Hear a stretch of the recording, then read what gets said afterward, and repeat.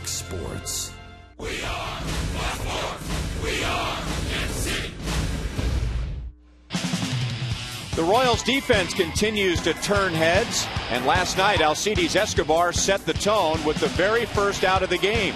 The Royals were turning double plays. They were throwing runners out from the outfield and blocking runners at the plate. And in the ninth inning, diving to save a 5-4 win. Game 3 with the Indians is next on Fox Sports Kansas City.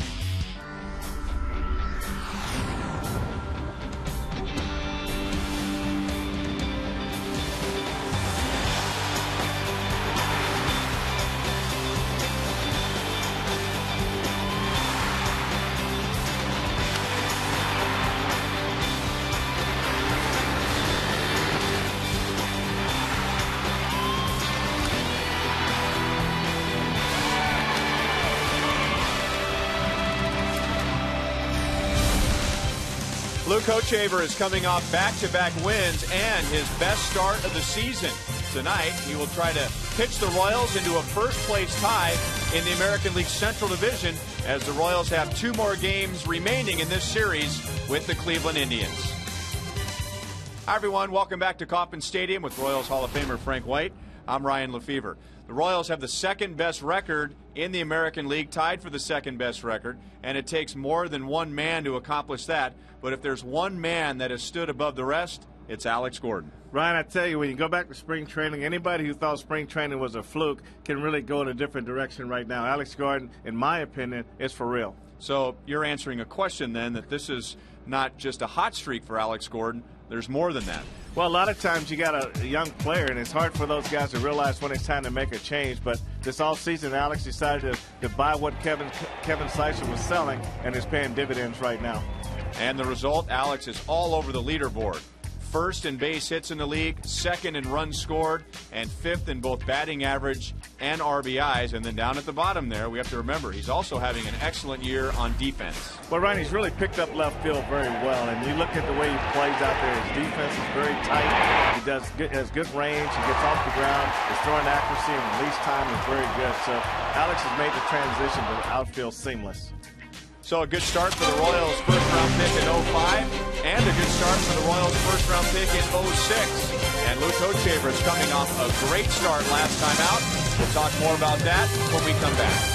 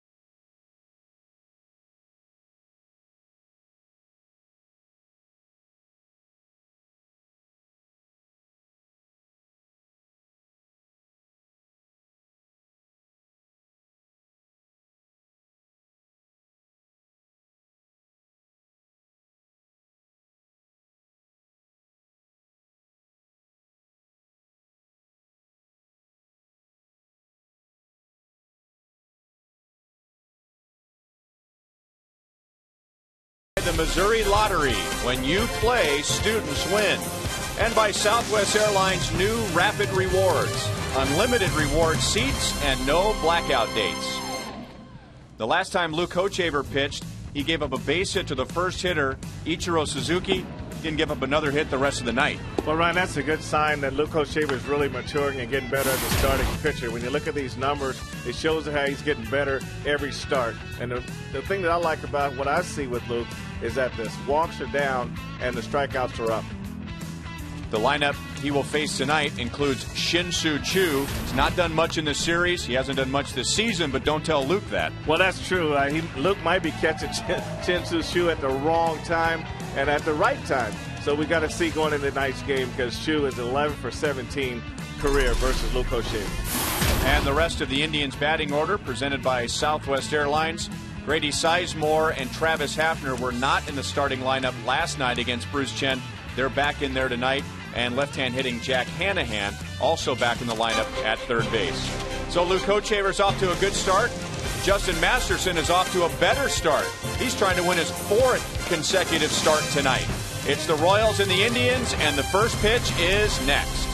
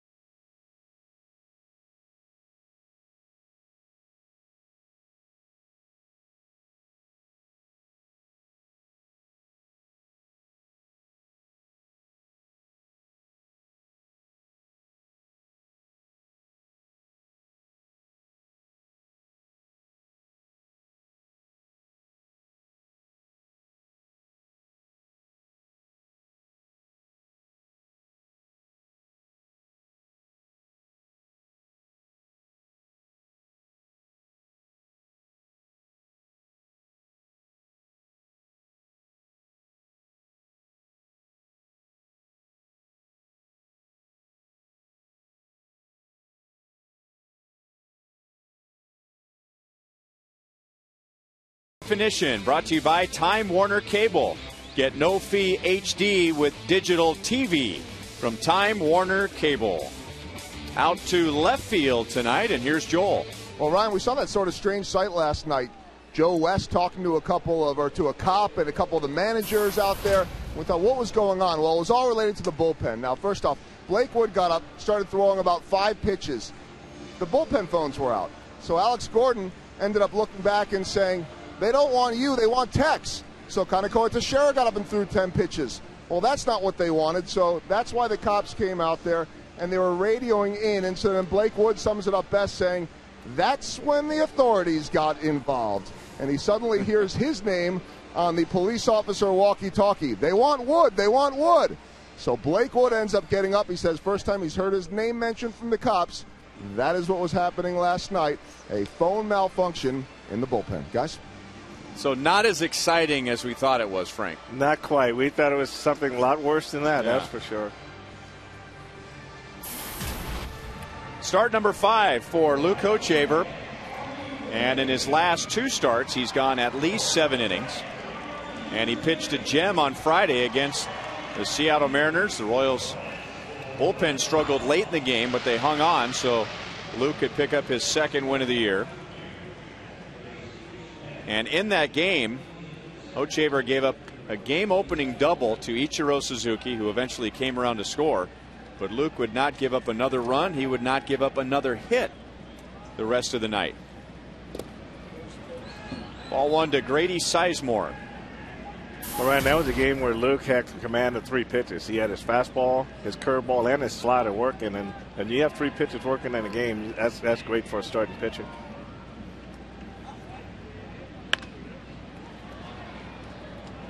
Escobar is out.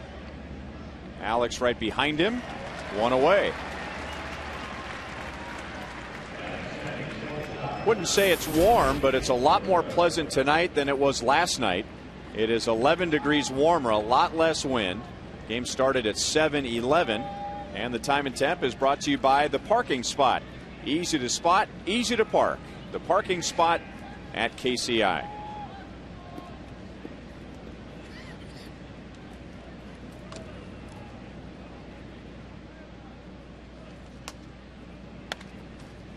One strike on Asdrubal Cabrera.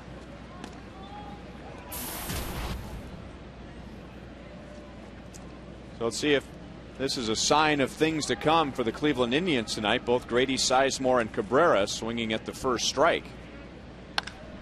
And swinging at the second strike. And it's Francoeur headed towards the right field corner. 2 outs in the air for Hochevar. Here are the Royals defensively, presented by Ram Trucks. Gordon, Cabrera, Francoeur in the outfield. Mike Aviles is at third base tonight with Escobar, Getz, and Kaihue. Matt Trainer is behind the plate. So Luke gave up that 1 run in the first inning to Seattle, and then he really got on a roll. He retired 16 in a row, and to finish 21 of 22. It was a cold, rainy, windy night. That was the game when Tim Collins and Joakim Soria came on in the 9th inning to protect what was then a big lead. But because of the harsh conditions, they both had difficulty gripping the ball, and as a result, throwing strikes. And the game ended on a line drive to third to Mike Aviles with the tying run at third base. And now Chu goes after the first strike, and he strokes it to right field. Francoeur runs it down, and Hochevar gets through the Indians with 7 pitches.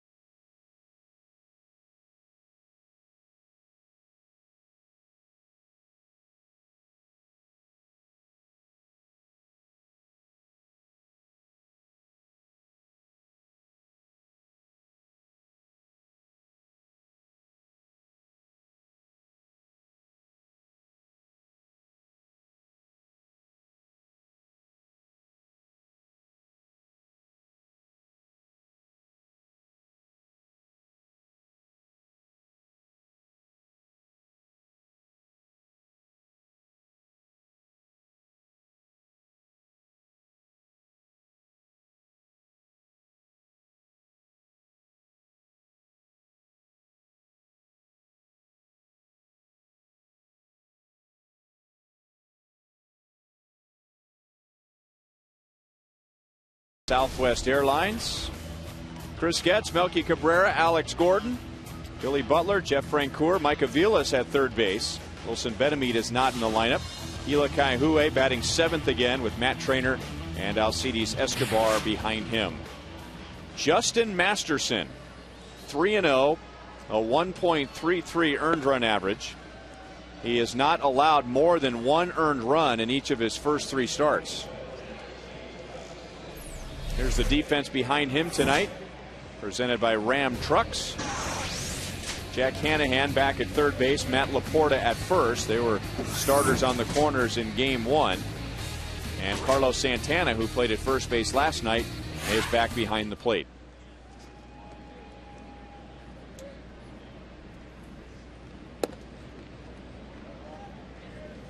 Chris Getz, 1 out of 5 with a triple, a run scored, and an RBI in the series. He was not in the starting lineup on Monday and was back in there last night.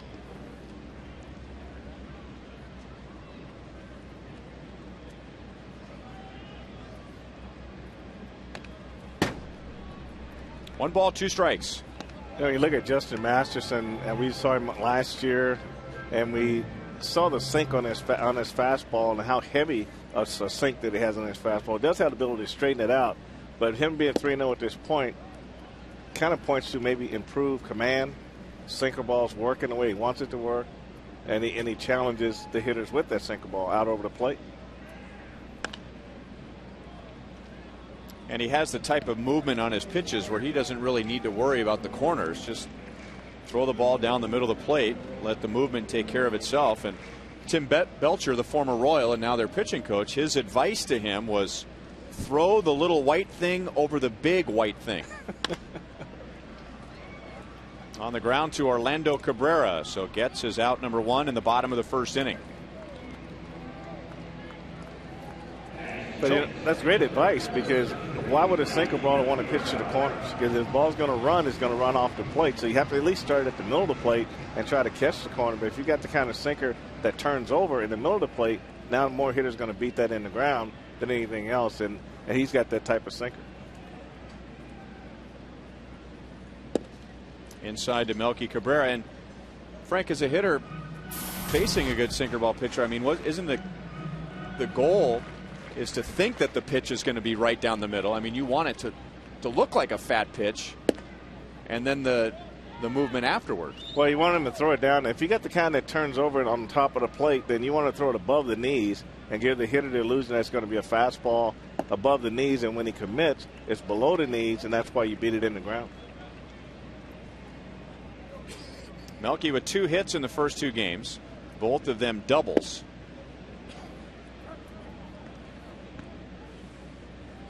He hasn't seen a whole lot of Masterson, only 6 at-bats, but he has 4 hits. And he walks with 1 out. Like most pitchers who are throwing well, Justin Masterson hasn't walked many. That's only his 5th walk in 20 2/3 innings.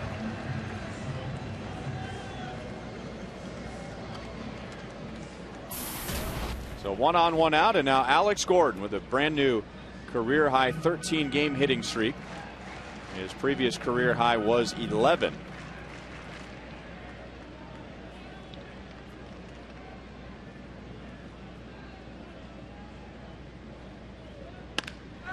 And that's into right center field, so make it a 14 game hitting streak. And he's going to drive in his 14th run of the year. And Alex is digging for 3. Cabrera dropped the throw from the outfield. Well, that didn't take very long. Well, what a sweet sound of the ball coming off the bat. I mean, this ball was a shot in the right center field. You knew right away this is going to go to the wall. Alex, this ball did not sink at all. And Alex stayed through this pitch, Ryan, and he didn't roll over on it. And the sound of this ball coming off the bat was very good. And you knew right away this was going to the wall. And you can just see how he just stays back behind his swing. About the top hands underneath, going through the swing. Good extension. The ball just leaped off his bat. So he's at third with 1 out. And inside ball one to Billy Butler. Remember last night we were talking about slugging percentage and how that measures how many extra base hits a hitter gives you. Well, Alex is second in the league in extra base hits. 1 ball, 1 strike on Billy Butler. Well, I think Alex has got to be feeling real good about himself right now, Ryan. And, last couple of years have been a struggle for him, and just trying to figure this swing out and figure the adjustments out that he has to make at this level. And now going into spring training and taking it into the season, I mean, he's got to feel great coming to the ballpark every day. 1-2. Well, you look at Kevin, and I talked to him before the game today, and he's just excited that this is all coming together for Alex, because they did put in a ton of work this offseason. And from a coach's perspective, that's what you want, the guy to buy into what you're selling, work with to get you guys are working together to get this thing done, and now you're seeing the results of it. Masterson gave Billy a hard time. Sinkers in, and then a sweeping slider away. So the runner is at third base with 2 outs.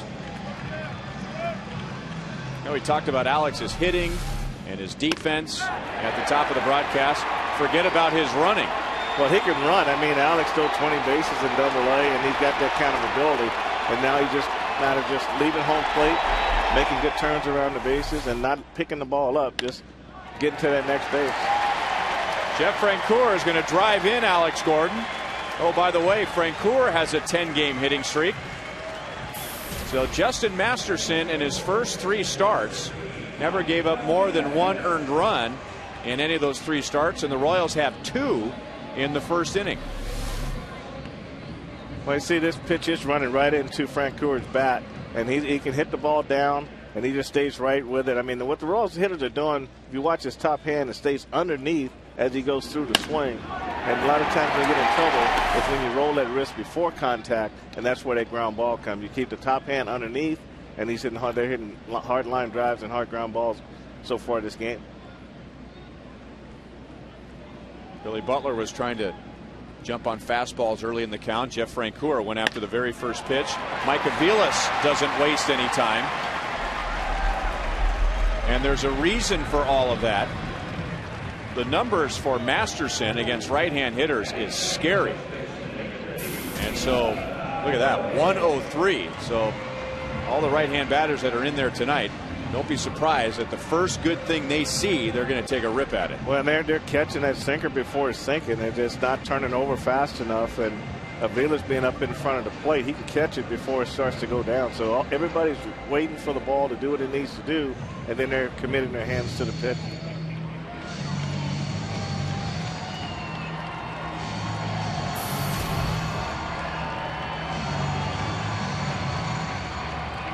So 2 runs on 3 hits and a walk allowed by Masterson, and now CLE AT KCA. 0 for 7 in the series. He did lay down a sacrifice bunt in last night's game. Lays off the sinker, 1 ball, no strikes. A lot of times sinker ballers, Ryan, when they start to get their first pitch hit for base hits, they're giving up ground balls, but their ground ball base hit does have a slider, and sometimes you have to go to that secondary pitch, first pitch, and then that'll make your sinker a little bit better on the next pitch.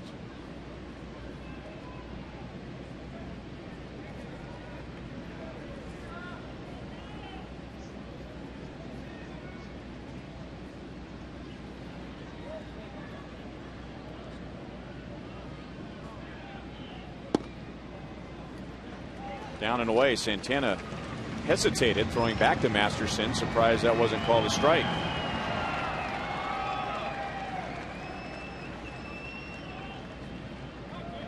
Pretty good size on the mound tonight. Luke Kochevar 6'5", Masterson 6'6", and 250 pounds.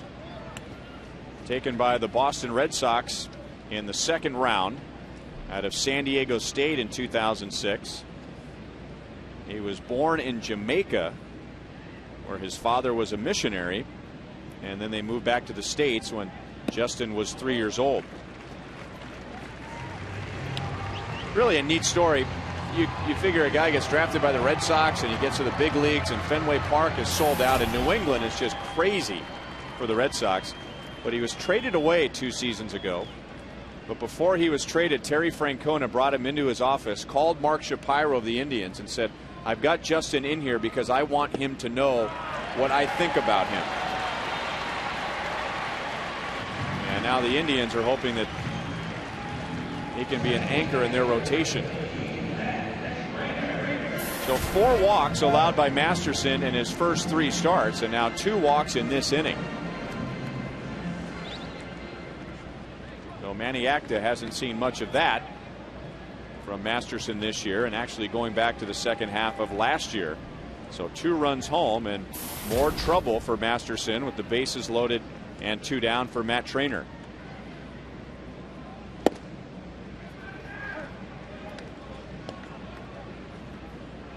As a manager, you really want to see that guy that's 3-0 go out there and kind of get to those first 2 or 3 innings unscathed and give your offense a chance to get going. But a first inning like this is definitely not what Manny Acta expected tonight.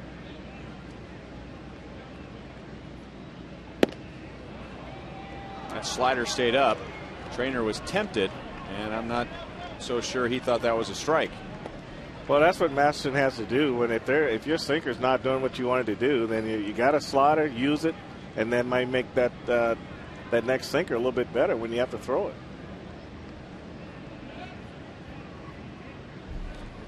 That was a veteran move by Trainer.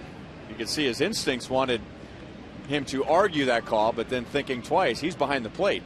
That's true. Make sure he's got a good relationship with Joe West tonight. Don't want to ruin that in the bottom of the first inning. Nice stop by Santana with a backhand. 1 ball, 2 strikes. This is a great save here. I mean, it's more of a hit and miss type situation. But I mean, he had nothing there but just try to backhand this ball. A lot of times that ball will come back into his body, but he was able to stay with that one.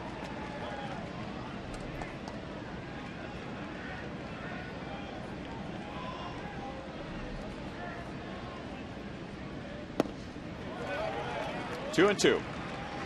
I think probably the guy that's probably the most uneasiest right now would be Santana, because he has no idea where this pitch is going to go. Masterson hadn't established either side of the plate. Pretty much he's been off the plate. So when he settles down back there, he's probably looking to block a ball before he expects the ball to right down the middle of the plate. And the count goes from 0-2 to 3-2. This will be the 30th pitch from Masterson in this inning. The Royals have 2 runs. They have the bases loaded, and the runners will be going with the next pitch.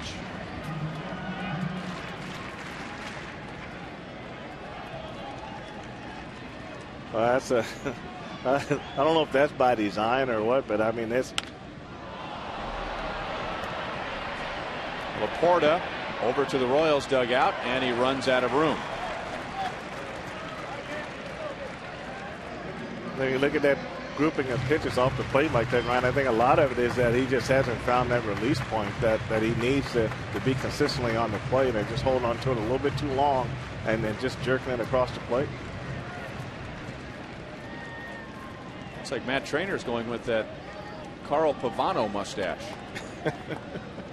That "Can I Trust You" mustache.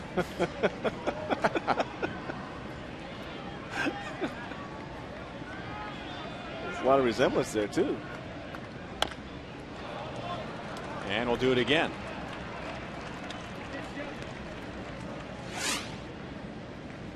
That's fairly close. Yeah. Wow, who came up with that quickly? Was that Sammy?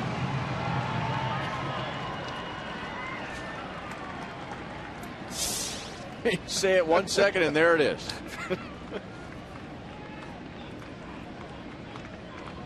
Runners go again, and it's popped up. Orlando Cabrera is out. He's there, and that's the inning. The Royals get 2 against Masterson in the first.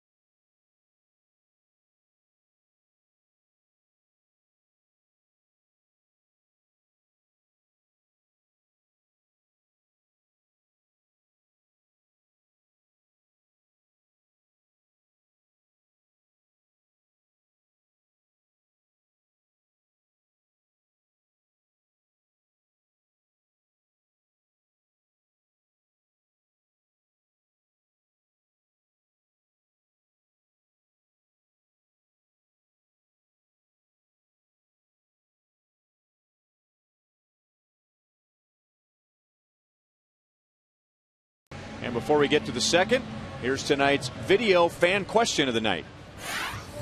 This is Alex and Ethan Hamill from Olathe, Kansas, and we have a question for Frank and Ryan. We want to know who's got the strongest arm in the outfield since they've done so great this year. Well, former Major League outfield coach. Well, we know about Jeff Francoeur, what he brings to the table in terms of his arm strength. And, Melky's arm is okay, too, in center field for a center fielder. But I think Alex Gordon is the guy that I would say right now might not have the overall total arm strength as Francoeur, but in terms of his release time, accuracy, then I would probably put my money on Alex at this point. We've talked about this before, but when an infielder goes to the outfield, they're used to throwing to a much smaller target. I mean, an outfielder a lot of times will grab the ball and just wail away and throw to an area. But when Alex was playing third, he couldn't throw to an area when he was throwing to second base or first base. So it's common when they go to the outfield to be very accurate with the cutoff man. I think their feet are a little bit quicker, too, in terms of the crow hop and getting ready to throw. In last night's game, when Alex threw out the runner at the plate, Marson, you could see he didn't have the grip, but his crow hop was so quick, and he readjusted himself so quick in terms of getting that grip, and the throw was off and running. I mean, he didn't have to wind up.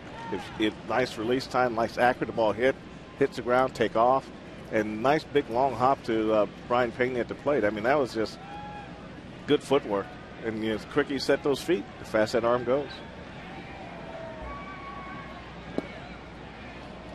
3 balls, 2 strikes on Carlos Santana, who ended the game last night with a strikeout against Joakim Soria. Bases loaded. He took 3 straight pitches. Never got the bat off of his shoulder. I'm sure he thought about that all night. I mean, if you're going to go down, make the final out of the game with the tying run at second, go ahead run, or tying run at third, go ahead run at second, you at least want to do it swinging the bat. Got to let it go.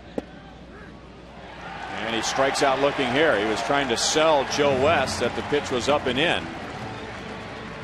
So Luke Hochevar has retired the first 4 tonight. And we'll take a look at it. It's up around the letters. And came right back to the corner.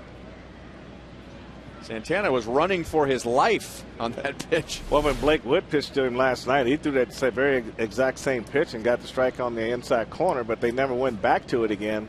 And I think that's when a hitter's giving it up that fast, then you got to go back in there and see if it's real. Now curveball for a strike to Travis Hafner. 1 for 3 with a double on Monday, and then struck out as a pinch hitter last night.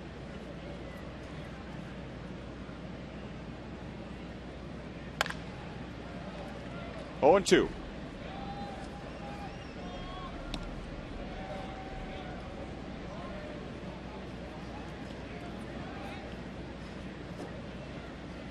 Luke has had the good combination of solid pitching on his part and good run support. Royals have given a 2-0 lead in the second inning. In his last 3 starts this year, the Royals have scored at least 6. 2 up, 2 down in the second inning. A reminder to look for the Miller Lite Taste Great moment. That's later in tonight's game.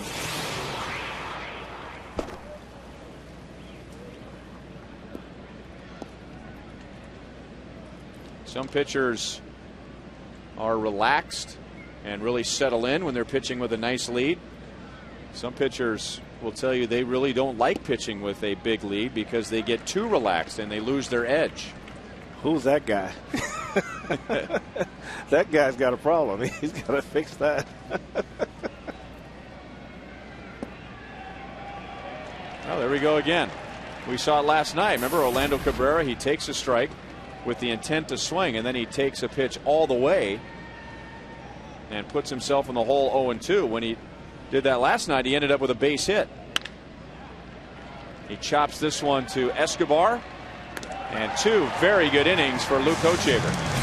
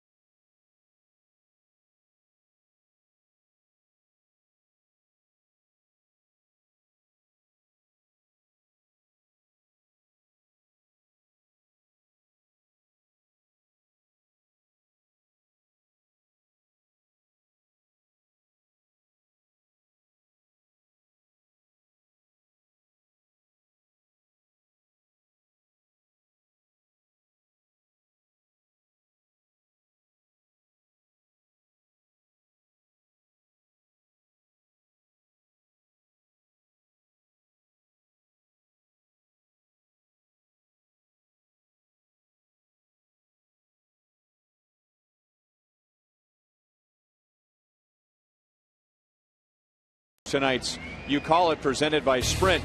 Your favorite play at the plate. And if your memory's a little fuzzy, we'll show you the 4 selections. Opening day, Jeff Francoeur to Matt Traynor, who takes a shot at the plate.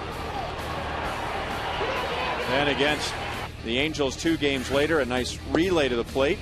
Melky Cabrera to Chris Getz, to Brian Pena. Then at Detroit, Alex Gordon, Alcides Escobar, and Brian Pena blocking the plate, as he did last night on a throw from Alex Gordon. So there you have it. Text 432-432, enter keyword Royals, followed by a space, A, B, C, or D.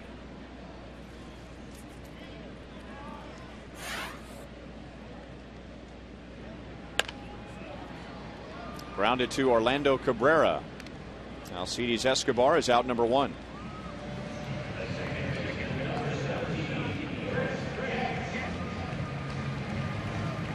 Well, we hope you'll join us for a unique dining experience at Kauffman Stadium. The new 390 Bar and Grill features a private bar, 65-inch HD TVs throughout the restaurant, and a climate-controlled environment.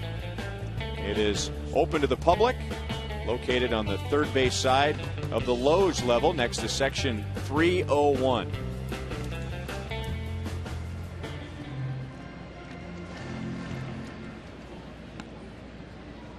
Chris Getz grounded out to second base in the first inning.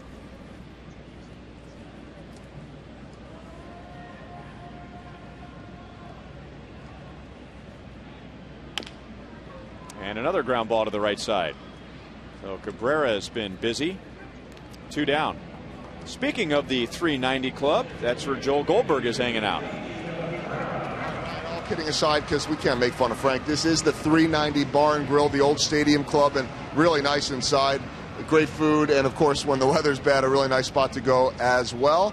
And so this is the renovated stadium club. All kinds of great pictures of George Brett and much more. And by the way, the George Brett Lounge is right down the way as well. Guys, let's go back upstairs to you.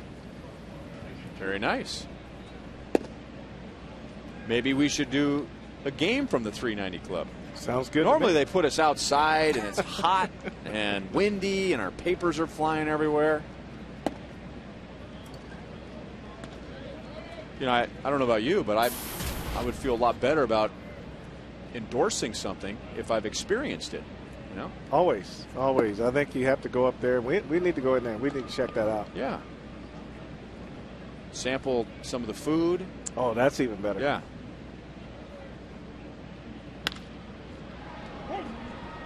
Shallow left field. Michael Brantley is there, and it's a much better, a much quicker second inning for Justin Masterson.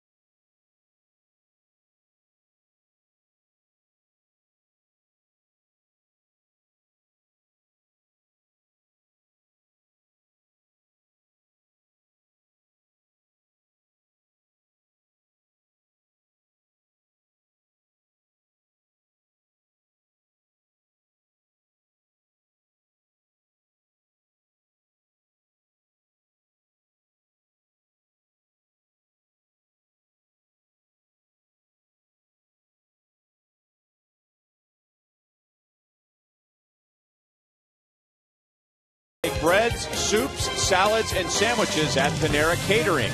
Order online at PaneraKansas.com. and by Chevy. See your Kansas City area Chevy dealers.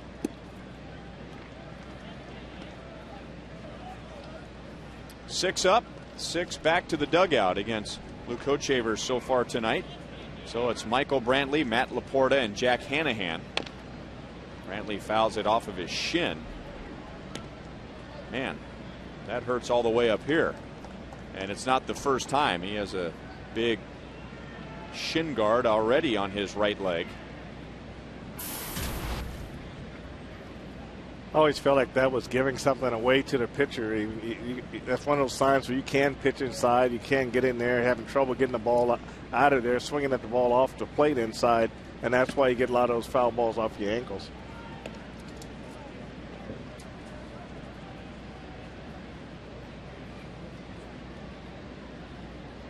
Two ground balls, 1 strikeout, 3 outs in the air for Luke Hochevar. 2-2 against Brantley. Brantley's 4 out of 8 with a couple of walks, and even his outs have been well hit. Really swung the bat well in this series, and he's hitting .328 overall. 3 balls and 2 strikes.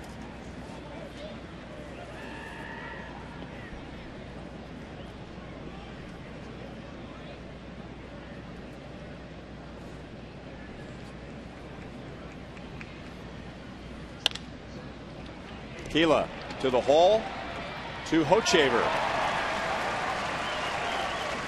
1 down in the 3rd inning. Well, our buddy Jeff Montgomery is up here to tell us about Royals alumni batting practice, which is coming up in May. First of all, before we get to Monty and batting practice, I must tell you that we were all thrilled and relieved to hear your explanation last night that nothing's wrong with Joakim Soria. It's just dealing with the cold temperatures. It's got to be harder for a reliever when you're sitting in the bullpen all game, right? Very difficult, and I think it's going to be interesting once we have some warm weather games to see how he adjusts to that. I guess the counterpoint is he's never had problems in the past pitching in cold weather, so that's my only footnote to that. But I still think that he's going to be okay. I just look forward to the opportunity for him to go out and put all these behind. He's obviously spoiled everyone with his unbelievable success that he's had, especially last season. Sometimes that takes a toll the year afterwards. 1 strike on Matt Laporta as Luke Hochevar's retired the first 7 tonight and working with a 2-0 lead. So Monty, coming up on May the 14th, 10 former Royals are going to be out there and going batting practice to fans. They can come out and run around Kauffman Stadium for a morning. Well, I describe it as almost like a half-day fantasy camp. For those who ever have aspired to go to fantasy camp, this is an opportunity to come out for $300, enjoy a half a day on Kauffman Stadium field, have a chance to see if you can hit the ball in the ballpark. See if you can catch a big league fly ball. Get a little work in. We work with the infield, we work in the outfield, get in the cages, have guys that give some expert instruction on how to do things the right way. So it's a lot of fun, great opportunity for anyone who's ever looked for that opportunity to get out and see what it's like to be on the field. The game gets quick down there. Mm-hmm. Well, most guys, the one that I did, the biggest thing that the people had to say when they went to the shortstop, second base, they can't believe how big the field is. And when they have to try to throw across the field, then that's when they throw one time and quit. Yeah, it's a little different. The closer you get to the action, the more difficult it gets. Well, Luke's done a pretty good job locating right at the bottom of the Fox tracks. Didn't get that call. Now Laporta goes too far, and Luke has his 2nd strikeout tonight.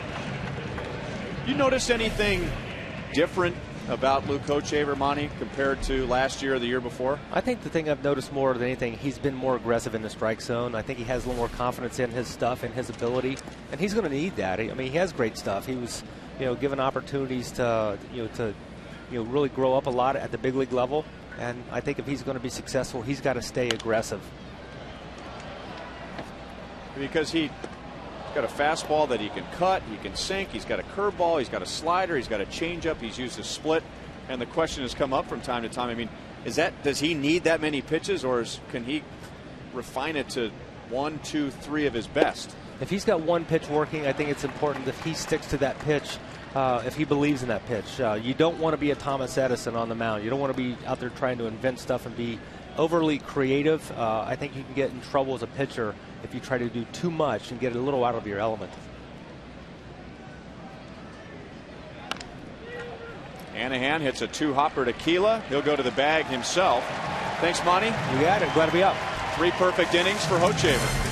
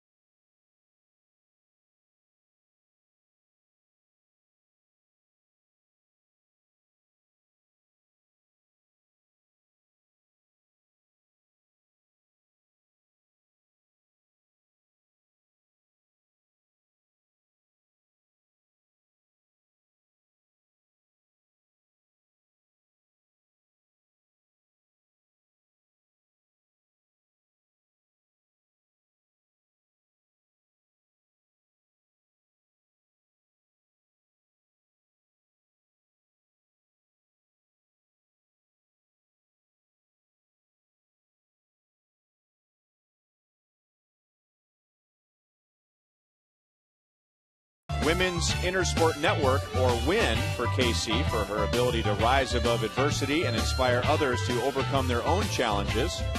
She maintains a 3.9 grade point average at Liberty High School, and tonight she's sitting in the Buck O'Neill Legacy seat.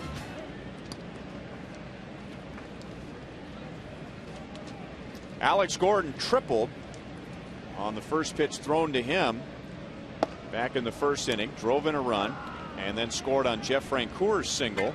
That gave the Royals a 2-0 lead, and it gives Alex a 14-game hitting streak. It also is his 14th RBI. And Masterson needed 32 pitches to get through the first inning. He faced 8 Royals, but then got through the second on just 9 pitches.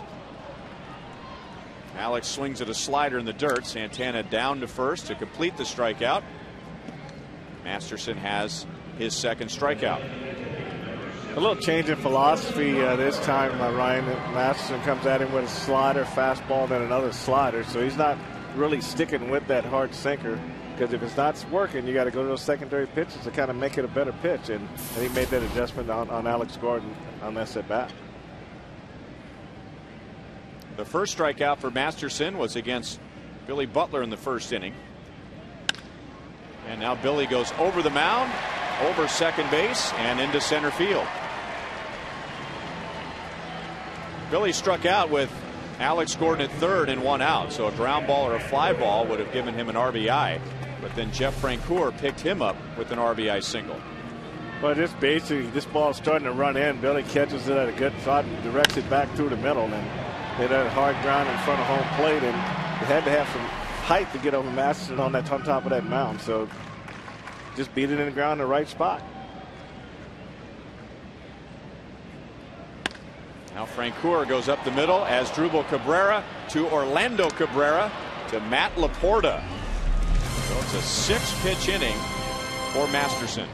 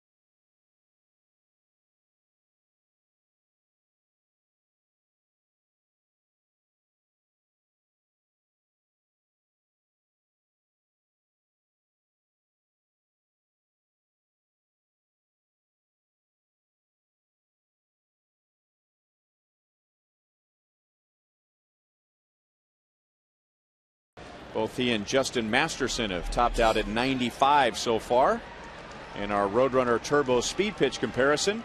Now fast is even faster. Double your speed with Roadrunner Turbo. And a big curveball drops in for a strike on Grady Sizemore. Sizemore jumped on the first fastball he liked in the first inning and popped out. In fact, the Indians in the first inning were swinging very early in the count. So Hochevar mixing it up this time around. 1 ball, 1 strike. He has had 3 easy innings. 7 pitches in the first, 12 pitches in the second, 14 in the third. 1 ball, 2 strikes on Sizemore. Making just his 3rd start since coming back from the disabled list. On the DL, recovering from his knee surgery from a year ago. Only played 33 games for the Indians last year. And the year before, only 106 games because of a left elbow problem, which required surgery.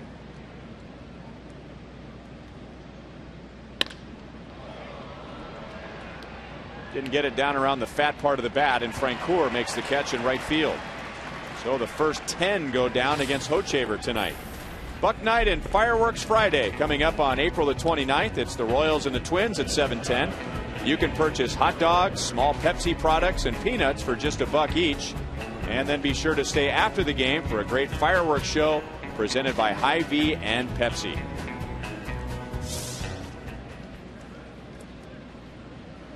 That is the first game of the next homestand. After tomorrow night, Royals will travel to Texas and then to Cleveland. They'll be playing the Indians again for 3.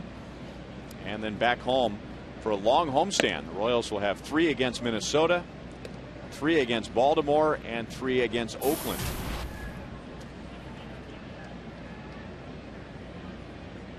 Cabrera flied out to right in the first inning.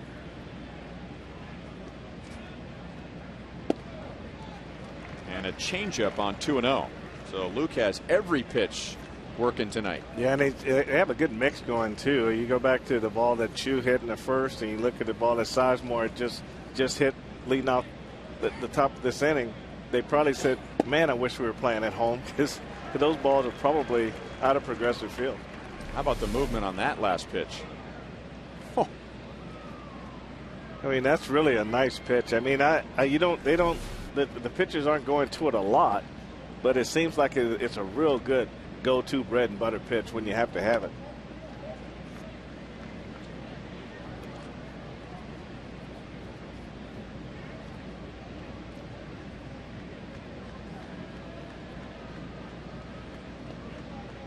Trainer calls for the changeup again, and it's pulled on the ground to Getz.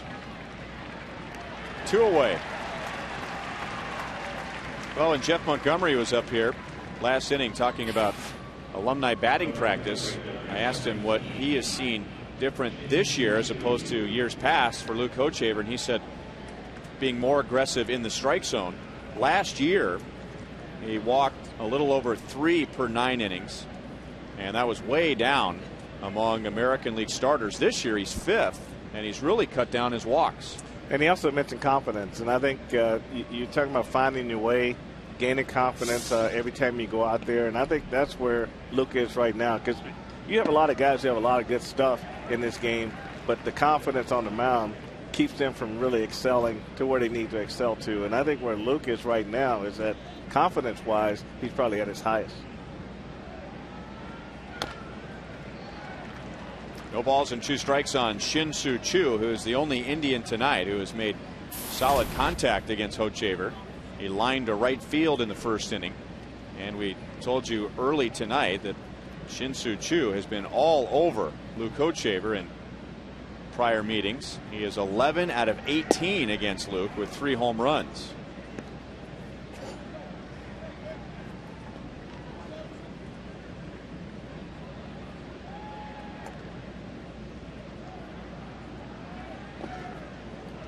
Two balls, 2 strikes.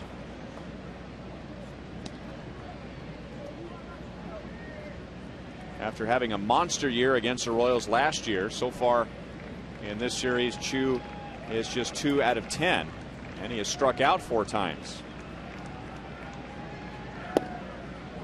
3 balls, 2 strikes.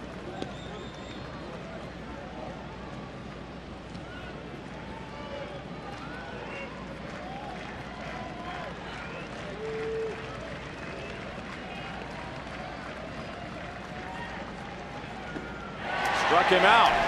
He'll make it 5 strikeouts for Chu in the series and 3 for Hochevar tonight.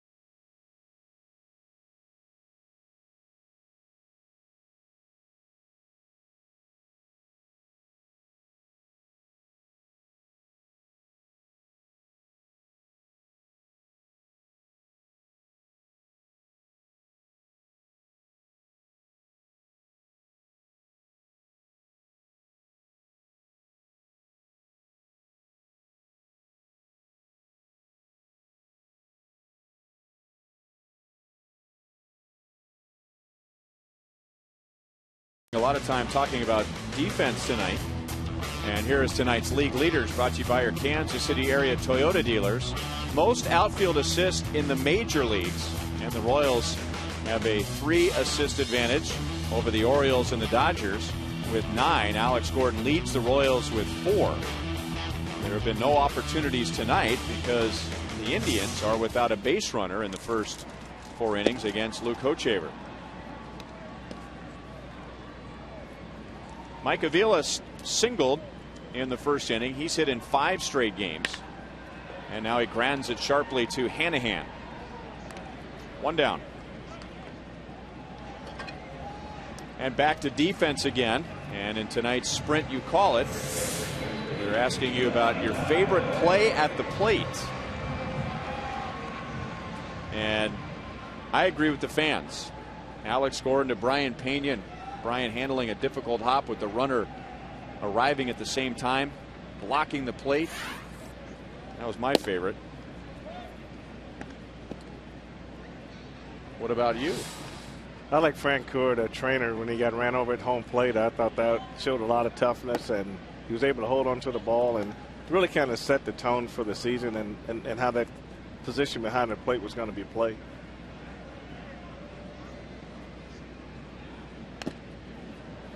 2-1 on Keela. He walked in the first inning. Here's last night's play.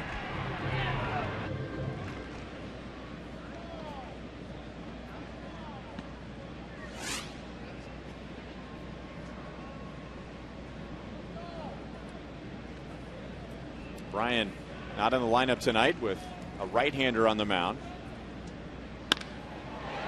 Into right center field, and maybe that's the hit that gets Keela going. It puts an end to an 0 for 7.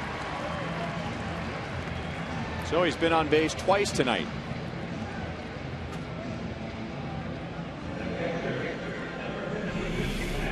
All right, you know that he's had so much success as a hitter. You know, sooner or later had to turn around for him in terms of getting a base hit. So he does a good job of hitting a line drive back through the middle, and by walking the first time, that's something that he usually does. So it shows his good eye. So maybe he is starting to turn around a little bit. And an aggressive swing by Trainer. Now here's Frank's pick, and tonight you call it. Opening day against the Angels.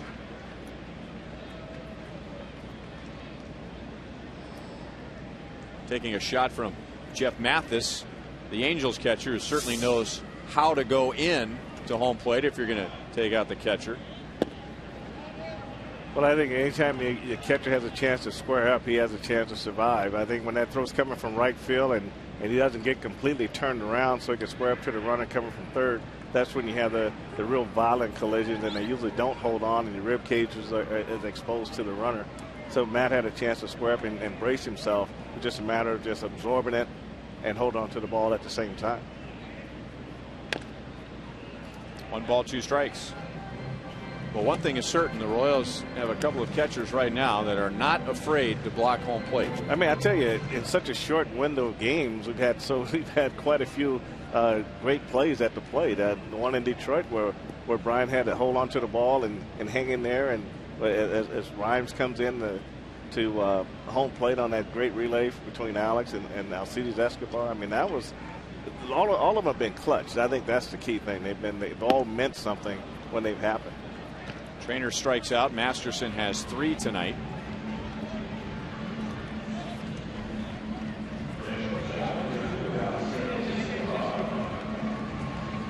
The Alex Gordon to Brian Pena last night was in the 7th inning.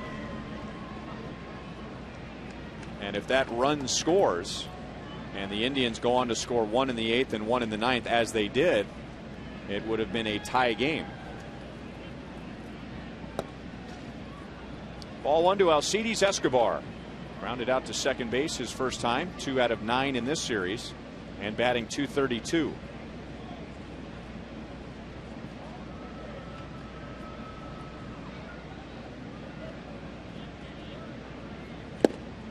Good movement. There's that pitch we were talking about earlier. Starts it right down the middle. Escobar takes a big rip, and then that thing just disappears on him. And that's when you have to try to get inside of it. Billy did a good job of steering it back through the middle. When you try to track it coming in and hit around it, then that's when you really play into Masterson's hand. You see the swing path that Alcides took right there is more of a pull type swing than trying to stay in there and try to get inside of that pitch and go back through the middle. You know which way it's going to break. You just got to catch it before it gets deep in there and try to get it back the other way, because as a sinker baller, only way to get him in the air is just hit him the opposite way. Keela takes off, and it's chopped to the left side. Hanahan gets Escobar by 1 step.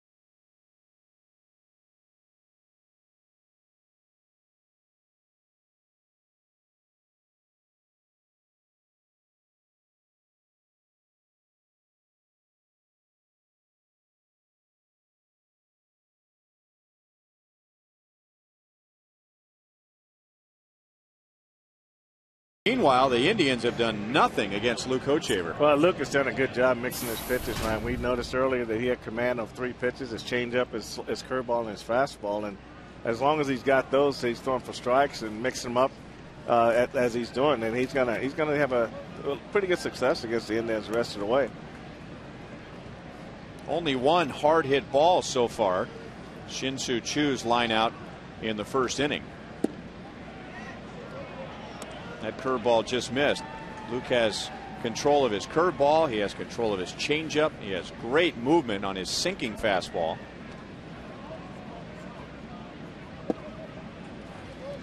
Just inside to Santana. Boy, he sure tries to sell it, doesn't he? Anything that is either inside or on the inner portion of the plate. Well, you're right, Ryan, and I'd have to go in there and make him do something to show me that he can do something with this pitch. You know, sometimes you don't have to use your whole arsenal for certain hitters. If you see that they're giving away that inside pitch that fast, then you just stay in there and make them make the adjustment. Another ground ball. Hochevar to the bag. So Luke has retired the first 13 tonight.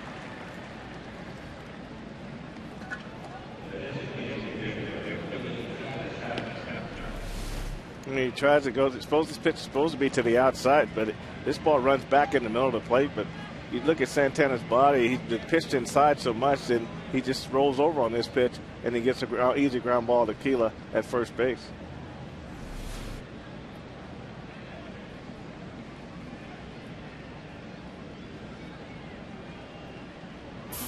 Now Travis Hafner, who grounded out to short in the second inning.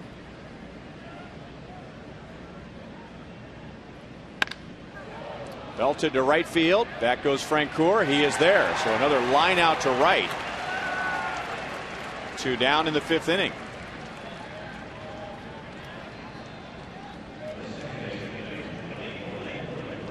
That ball seemed to have a bit of topspin on it as opposed to after hitting through it and the ball carrying. That thing just seemed to die as it got out to right field. I was going to say the same thing. I looked at the flags and they're just hanging straight down. The ball just don't seem to be traveling in that area at all tonight.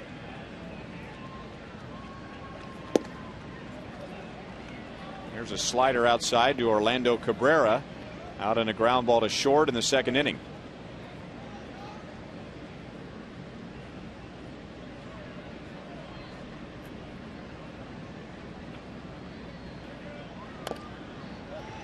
One ball, one strike. You know, Luke's doing a real good job, Ryan, of just really gathering himself before he makes the pitch. You can see where he comes up. He makes a good leg turn. He hesitates a little bit. Then he goes to the plate. Now, he's giving himself a chance to get loaded and also pick up his target and have everything going toward the plate at the same time. 1 ball, 2 strikes to Cabrera.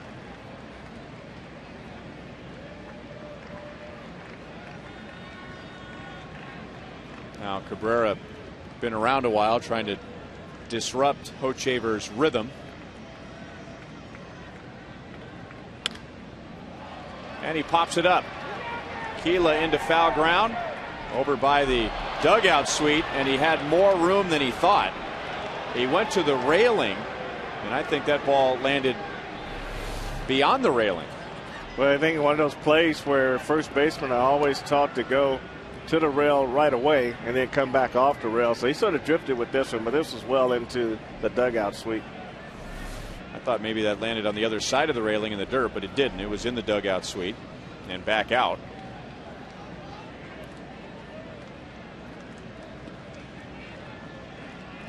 So another 1-2 pitch.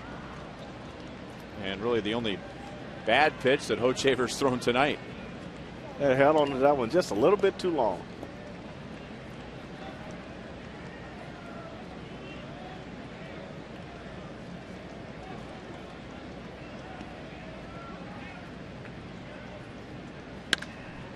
Off the end of the bat, Escobar is out, Gordon is in, and it's 5 perfect innings for Hochevar.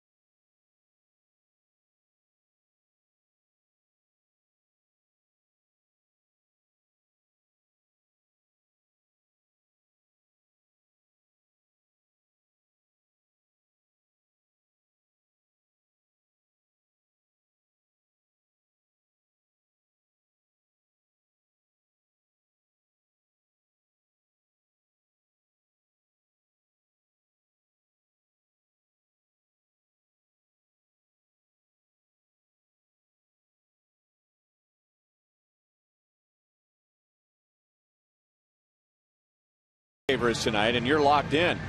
Man, you don't want to leave the mound. That was after the third out, and Luke was ready to go back to work. And definitely in a zone, right? The way he's pitching, he probably feels like he can get 4 or 5 outs per inning. Top of the order for the Royals against Justin Masterson. And Chris Getz takes one either on the knee or on the shin. And somehow finds a way to smile. Well, a lot of times when Oh my goodness, that's a double play, shin.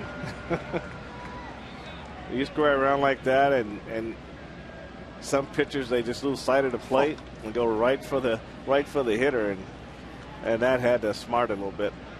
Now he's smiling on the way to first, but he's not quite ready to go. Doug Sisson, first base coach, told first base umpire Angel Hernandez, timeout, hang on a second, and gets walked around first base, ran in place to try and loosen that knot up.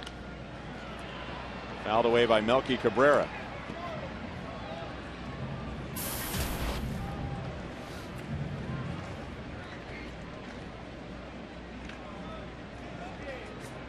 Melky walked with 1 out in the first inning and scored on Alex Gordon's triple. He is also flied out to left. Down here, no balls and 2 strikes. So Masterson gave up the 2 runs in the first, and then a very quick second inning, an even quicker third inning, a scoreless fourth. And as it's said so often against the good pitchers, you better get them early. The Indians will not turn to double play. They made it interesting along the way.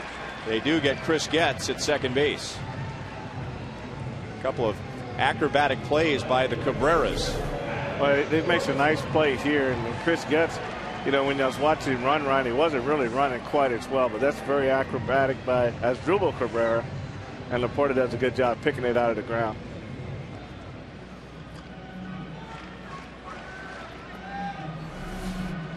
You may have heard Lee Judge of the Kansas City Star, who writes the column Judging the Royals, talking on Royals Live tonight about some of the things that you don't necessarily see in the official statistics, like breaking up double plays, and Chris Getz going in hard to prevent a double play, blocking pitches in the dirt where a runner advances, and you never know, but runner at first base in the case here. Santana blocks a ball in the dirt. Cabrera stays at first. Most of the time we don't make a big deal about it. Next hitter gets a base hit. It would have scored a run. So Lee is trying to evaluate the Royals based on some of those lesser known categories. Well, that's real good. He started last year, Ryan. I think it's a good deal to do because as a player, a lot of times you don't get the base hit or you don't make the defensive play to win the game. Sometimes it is breaking up a double play in a key situation and give the team an extra out. And I think that's where I think it's valuable at, because a player can look at that when he goes home, he can feel like he did something to help the ball club. 2-0 to Alex Gordon. I remember Hal McRae used to tell me when I first came up, he says, just take something home every night. It could be a sac fly, great play, base hit, you know, breaking up a double play. As long as you do something positive to help the club, then you got to feel good when you leave the ballpark that night.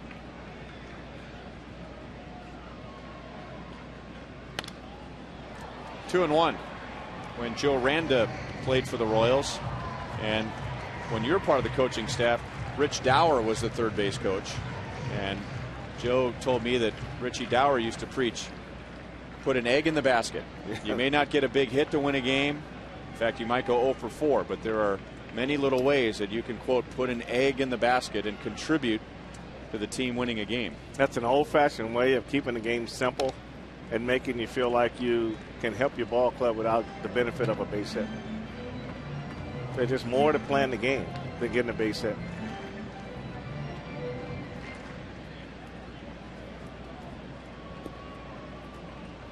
Alex with his first triple of the year in the first inning and his 14th RBI to give him a 14-game hitting streak. which is the longest active streak in the big leagues. Battling Masterson and still alive at 2 balls, 2 strikes. Alex is also the subject of tonight's AT&T trivia question. What 2 players hold the Royals mark for the most assists in a season by a left fielder? The record is shared by 2 right fielders, Jermaine Dye and Mark Teahan. Center field, medium deep, but playable for Sizemore. Cabrera is not tagging, but Sizemore not taking that for granted. He's still got behind the fly ball and fires it back to the infield. So Cabrera's at first with 2 down.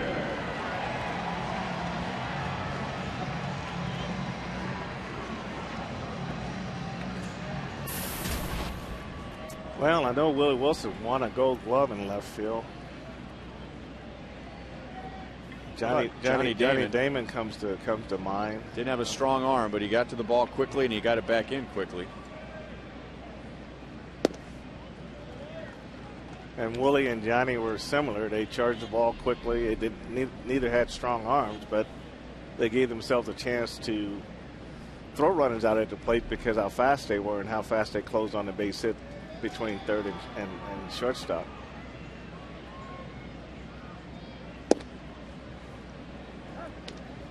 One and one on Billy. Struck out on a slider in the first inning and then singled to center in the third. And he had Bo Jackson for a while. Don't know if he had the record, but he has the most famous outfield assists from left field in Royals history. Yes, he does. Throwing out Harold Reynolds from downtown Seattle.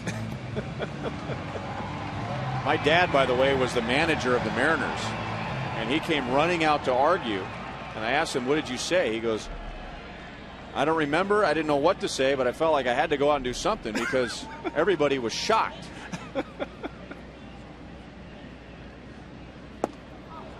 2 balls, 2 strikes. Well, including his teammates. Yeah. I think he said that he told the umpire there's no way he threw him out from the warning track. Well, he did.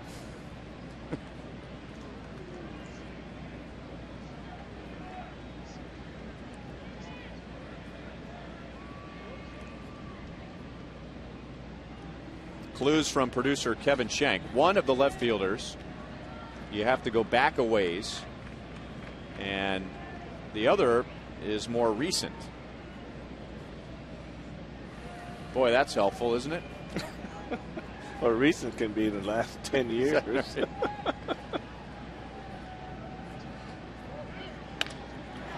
Cabrera is running. It's sliced to the line. Shin-Soo Choo runs it down. So at the end of 5, it's still 2-0 Royals.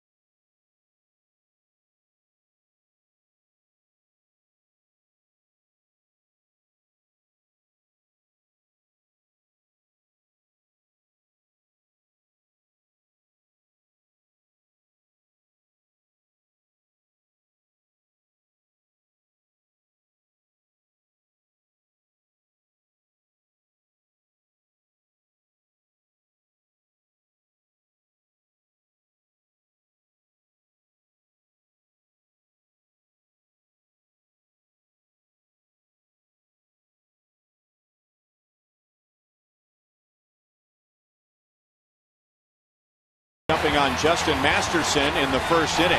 Alex Gordon's triple scored Melky Cabrera. That gave Alex a 14-game hitting streak. And Jeff Francoeur a 10-game hitting streak with his 2-out single to get Gordon to the plate.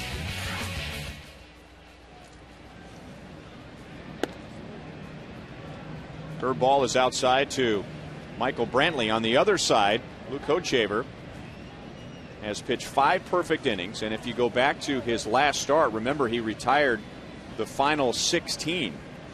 So he's retired 13 or 31 in a row over his last 2 starts. So he's been pitching out of the windup for a long time. Well, he looks very comfortable.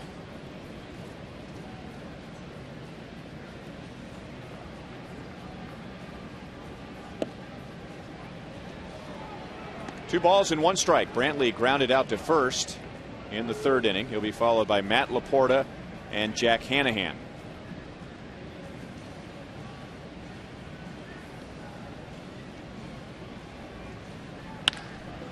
Into right center field, and that's the first base hit, the first base runner for the Indians. And the fans appreciate Luke's effort to this point, and many begin to stand and cheer him on. So he retired 31 in a row. Remember, a perfect game is 27 in a row, so nothing will go into the record books last start or this start. However, 31 in a row is 31 in a row. It's very impressive, Ryan. And I tell you this, it's one of those times where you say, I've heard you say this many times. Now you into the stretch and see if it makes a difference. But a lot of times you go that long a stretch and not give up a hit. Sometimes it's worth a visit to the mound, you know, to try to calm things down and kind of calm those emotions down.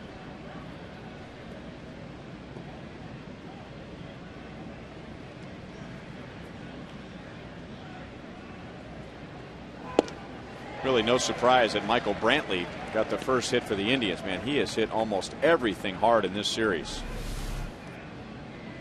And take a look at Luke's slider right here. It just falls right off the table. So he still has good stuff and good command of his pitches.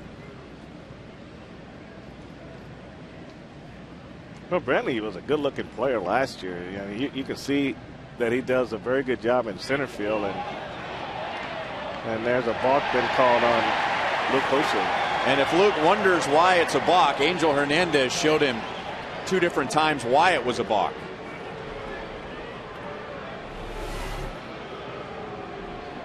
Yep. He bent that knee as if he was going home, and then he turned to throw to first base. So that's definitely deceiving the runner. Watch the left knee bend, and then he turns and goes to first. So that's. I like what Angel Hernandez did. It's the knee. You do it again. It's the knee. And I'm sure Luke realizes what he did. 1 ball, 1 strike to Laporta. He struck out in the 3rd inning. Yeah, I remember a pitching coach telling me that. I don't remember who it was, but how quickly things can turn for a pitcher who's just cruising along, a no-hitter, in this case a perfect game through 5 innings, and all of a sudden men on base, and there's a line drive inside the line. So 5 perfect innings, and then the Indians are on the board, 2 batters into the next inning. Another strong throw by Alex. It doesn't get Laporta. And now all of a sudden it is a 1-run game with the tying run at second base and nobody out.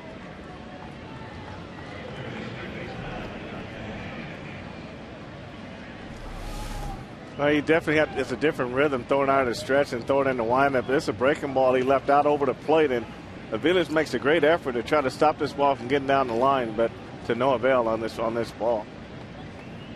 You can see Brantley scores easily on a ball down the line, but you made a great comment. Alex made an outstanding play just getting that ball and making that strong throw in the second base.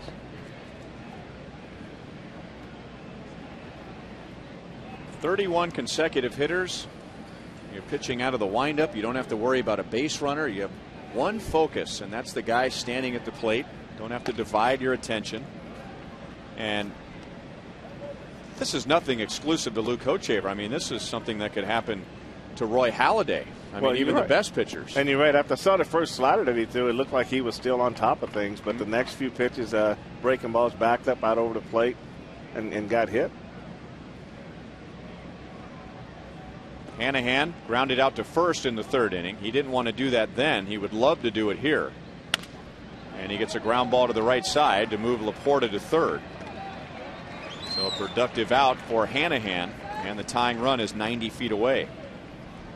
Tonight's copyrighted telecast is presented by authority of the Kansas City Royals and may not be reproduced or retransmitted in any form, and the accounts and descriptions of this game may not be disseminated without the express written consent of the Kansas City Royals Baseball Corporation. Ryan Lefevre with Frank White, Joel Goldberg, producer Kevin Shank, director Steve Kurtenbach, associate producers Al Broughton and Sam Abramson, and the producer of Royals Live is TJ McGinnis. Infield in halfway. Laporta is not a fast runner, and Grady Sizemore lays off a curveball in the dirt. So those of you that were paying a little more attention to the game because of the first 5 innings, and if you were wondering when was the last time a Royal threw a no-hitter, August of 1991, Brett Saberhagen right here against the Chicago White Sox. No Royal has ever pitched a perfect game. The closest, however, if my research is correct, came from a guy who was the least likely of candidates to throw a no-hitter, Jim Colburn, who had 1 walk in his no-hitter back in 1977. 3 balls and no strikes on Sizemore. Steve Busby threw the first 2 no-hitters. He had a 1 walk, 1 error away from a perfect game in '74, and then in '73 he walked 6. So those are the 4 no-hitters in Royals history. 3-1. You know, as a hitter, that's probably the most embarrassing thing you can have happen to your team is to be no hit. So I feel pretty fortunate that it never happened to any of the teams that I played on. Close calls, but never happened. Up the middle, and Laporta stays put as Getz throws out Sizemore. So the infield in got what they wanted, a ground ball, no play at the plate, but that held Laporta, and now there are 2 down. Yeah, with the lack of speed at third base, you can play your infields a little bit deeper. So Chris Getz does a good job picking it up, checking Laporta at third, and then making a nice throw to first to get Sizemore.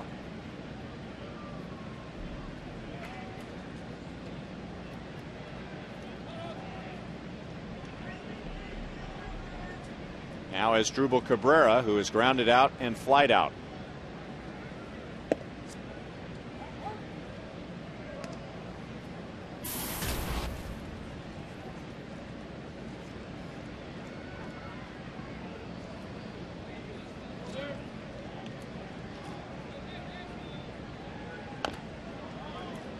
One and one.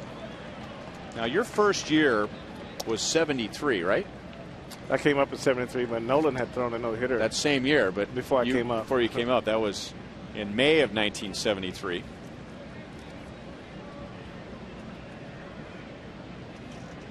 And up until 3 years ago, that was the only no-hitter ever thrown against the Royals. And all I heard when I came up was, "Wait till you see Nolan Ryan." Another balk brings home the tying run.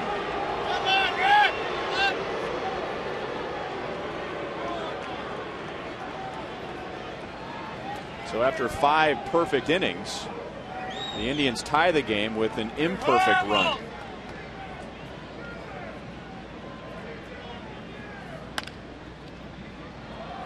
Deflected to the right side, and there's nothing Getz can do.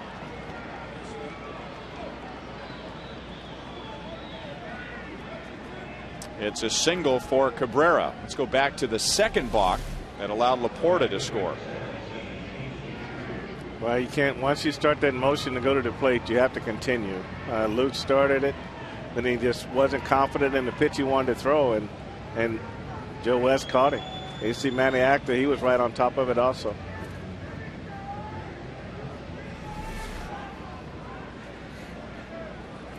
So we're all square. And now Shin-Soo Choo.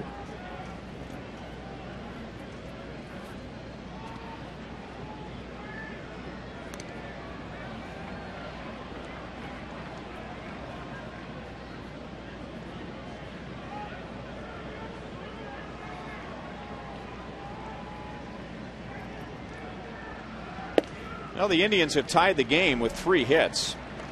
And it's not like they've been knocking Luke all over the ballpark. But maybe the effect of the 5 perfect innings tonight and the 16 in a row retired in his last start were the 2 balks. Well, I mean, when was the last time you saw Luke Kochaver balk? Yeah, a lot of times balks go back to concentration, and I think that kind of speaks to your point. You're so wrapped up in what you're doing in terms of the 5 innings and not giving up any hits. You're starting to think about possibly no hitter.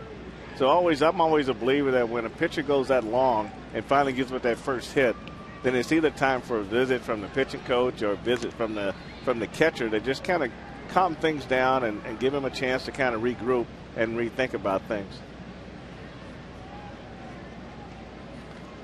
If you count his minor league games, this is Luke Kochaver's 118th professional game. And prior to tonight, he had 2 walks in 118 professional games. Excuse me. 2 balks in 118 professional games, major league and minor league, and now 2 in this inning. But when you analyze them both, the first one you kind of feel like he wanted to go to the plate. And that's into left center field. And Cabrera has good speed. He'll be waved around. Escobar to the plate. And the throw is a little high. And into third base goes Shin-Soo Choo. It was not an easy relay for Escobar. He had a long way to run just to get to the throw. But if the throw is lower, that makes things interesting at the plate. I think he really has a shot at the plate. Now, this is a changeup that stayed out over the plate, and Choo just goes the other way, right off the end of the bat. Cabrera does a good job cutting this ball off and getting it back into Escobar right here. Now, you're right, Ralph. This throws down. It's a pretty good chance he gets Cabrera at the plate. And Choo just follows the hot throw into third base.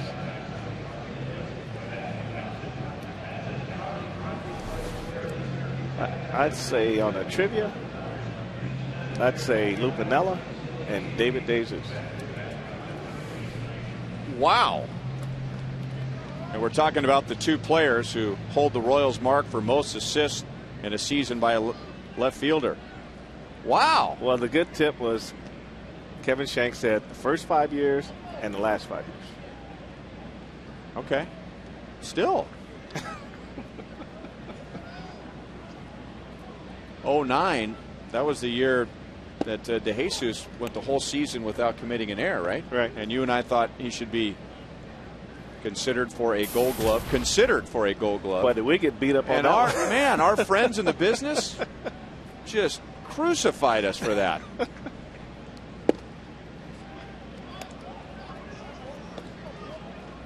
You're right. I was trying to analyze the 2 balks. The first balk, it looked as though he wanted to go to the plate and throw to first base at the same time. The knee came up as if he's going to throw it. Then all of a sudden he changes and goes to first. The second one, it was more of he starts his windup. Maybe he's not sure about the pitch. Then he steps off. So that's 2 balks right there. Those are 2 maybe concentration balks right there.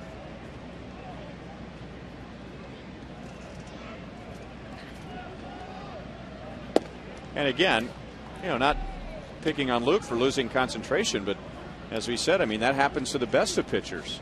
When you're pitching out of the windup for so long, no distractions at all, and all of a sudden, I mean, Luke's dealing with things he didn't have to deal with going back to, what, the first or second inning of his last start. And now a walk, his first.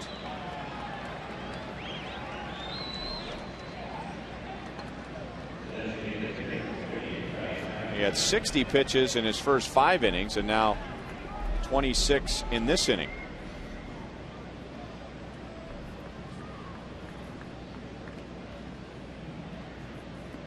So first and third, and now Travis Hafner, who had one of the 2 well-hit balls for the Indians in the first 5 innings when Hochevar had 5 perfect innings.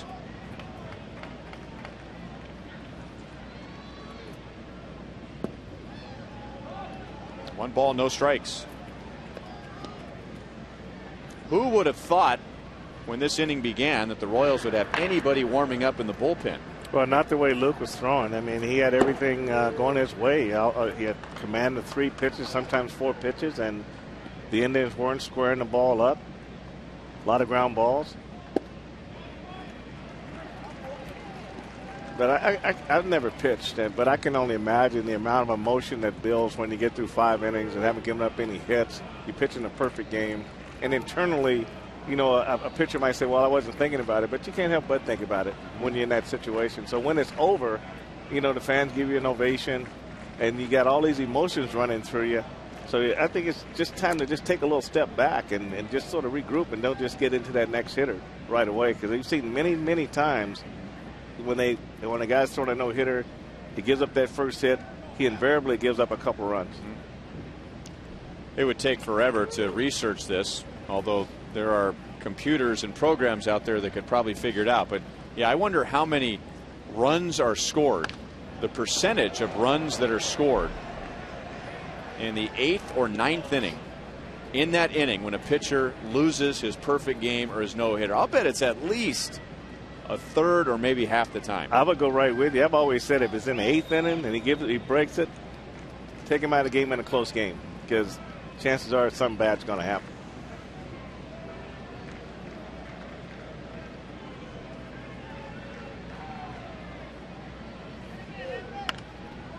Line, that's past Aviles. It is a 4-run inning for the Indians, and they're going to have runners at second and third with 2 outs.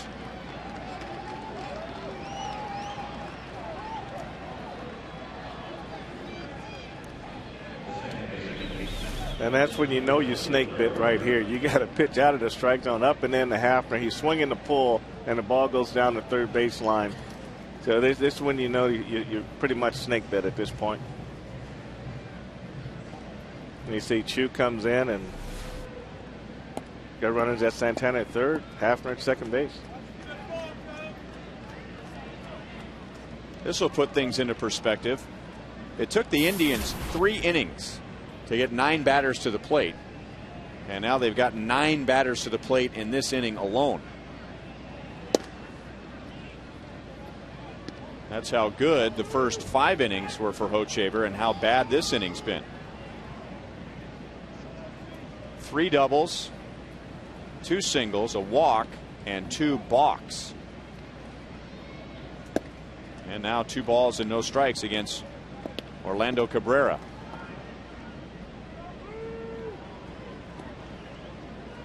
He has thrown 32 pitches in this inning, 33 total in the first 3.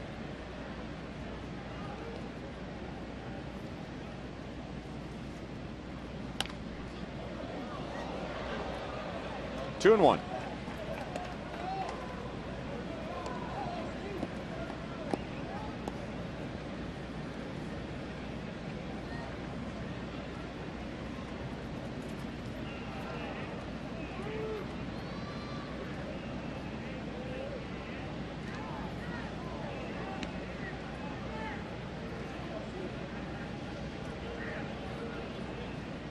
Carlos Santana at third base, Travis Hafner at second. It is a called strike, 2-2.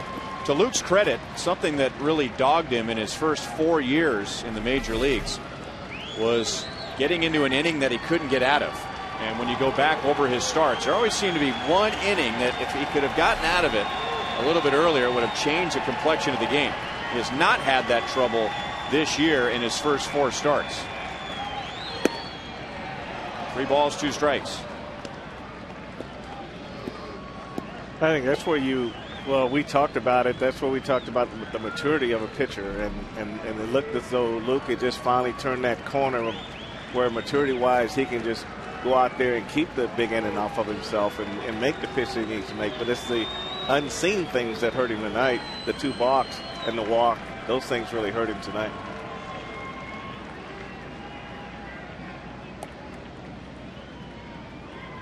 Now Matt Trainer going to go out and talk over this 3-2 pitch.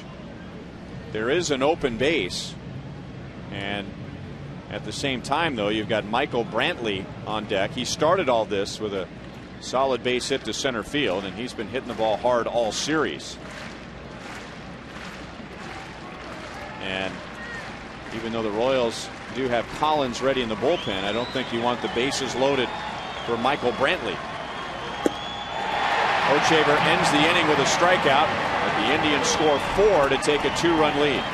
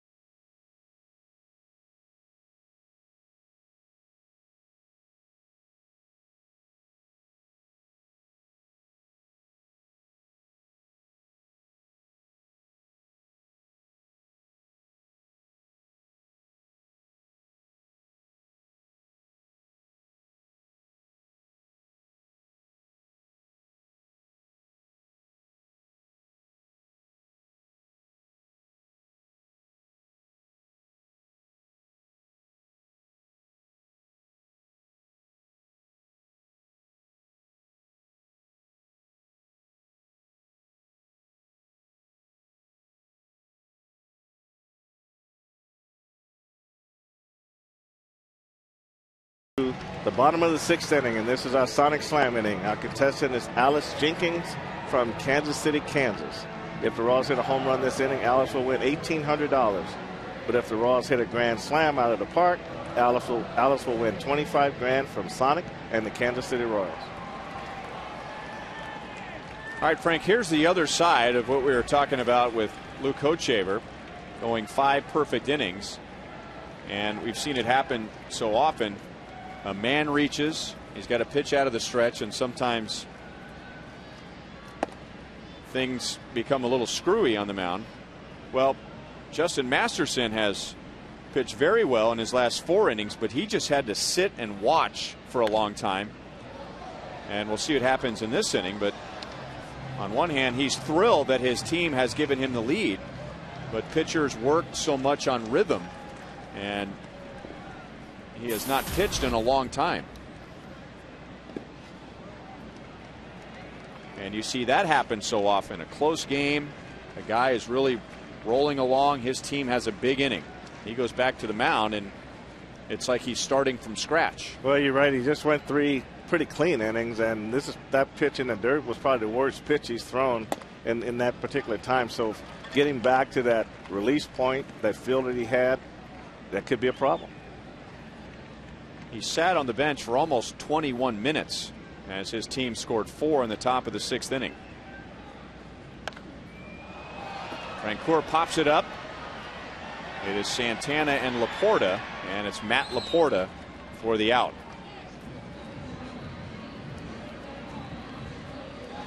Faith and Family Day will kick off on Sunday, May the 1st, when the Royals take on the Twins at 1:10. The event is hosted by KCTV's chief meteorologist Katie Horner and will include a speech by Jim Morris, the inspiration for the popular Disney movie The Rookie, as well as speeches by Royals executives and players. Shallow center, Sizemore dives, and he makes a nice play. He had to correct his own mistake of going back first, and Aviles is 1 for 3.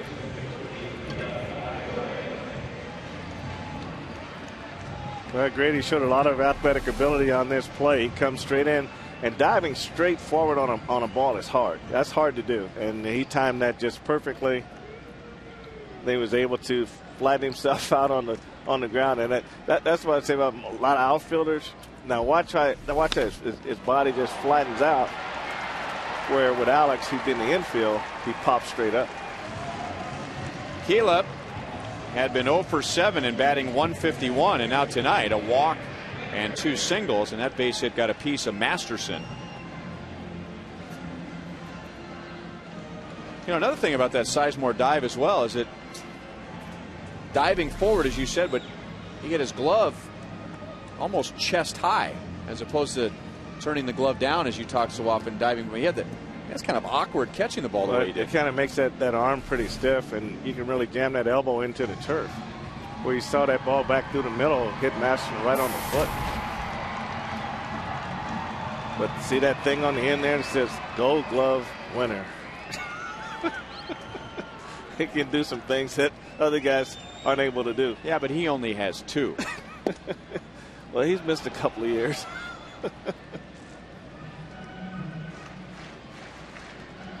I think that's one of the beauties of getting to the major leagues is that we all are taught to field a certain way when we're coming up and play defense a certain way. But as you get more athletic into this game, then all of a sudden you develop your own style. And it may look odd to the normal person, but if you can develop it and make it work for yourself, then that's what makes you different than anybody else.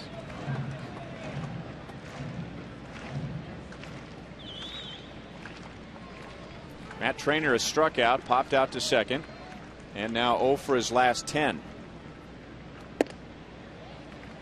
3 balls, no strikes.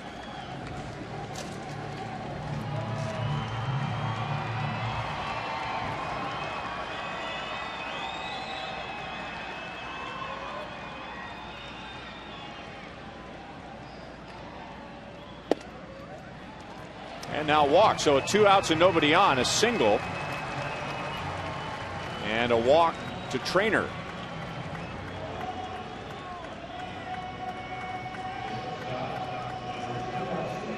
Tim Belcher, former Royal, and he led the Royals in victories 1996, 1997, and 1998. This is his second year as pitching coach for the Indians.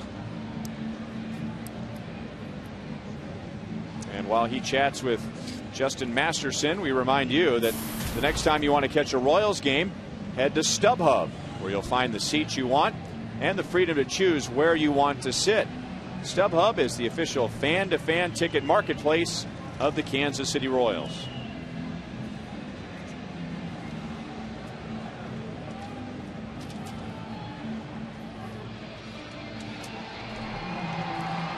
Three walks and a hit batter given up by Masterson. Remember, he only had 4 walks in his first 3 starts. That was 20 and a third innings.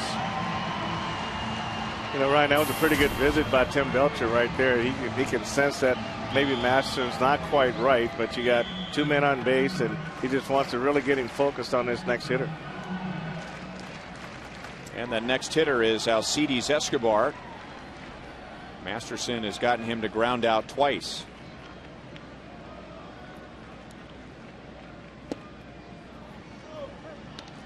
Oh and 1. Royals scored 2 in the first inning. They did leave the bases loaded. Since then, they have only stranded 2. Way outside, 1 ball, 1 strike.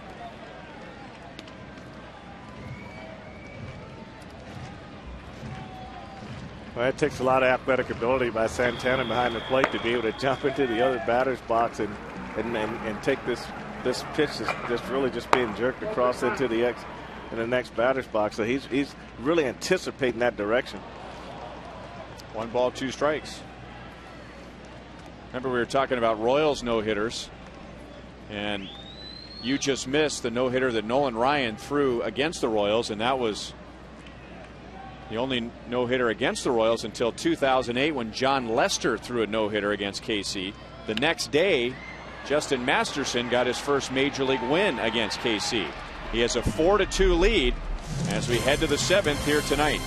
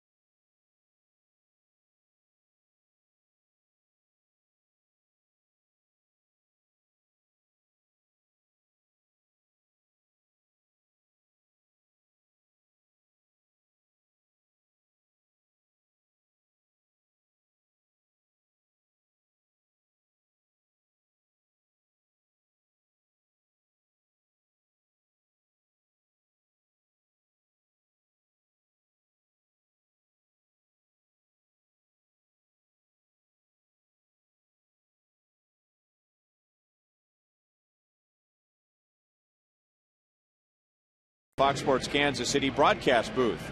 Look for these special edition Frank White Pepsi Max cans at your neighborhood Hy-Vee. On Saturday, April the 30th, Frank will be at Hy-Vee in Gladstone from 11 a.m. to noon for a special meet and greet. So stop by, say hello to Frank, get a free can of Pepsi Max, or as we like to say, get you a can of Frank.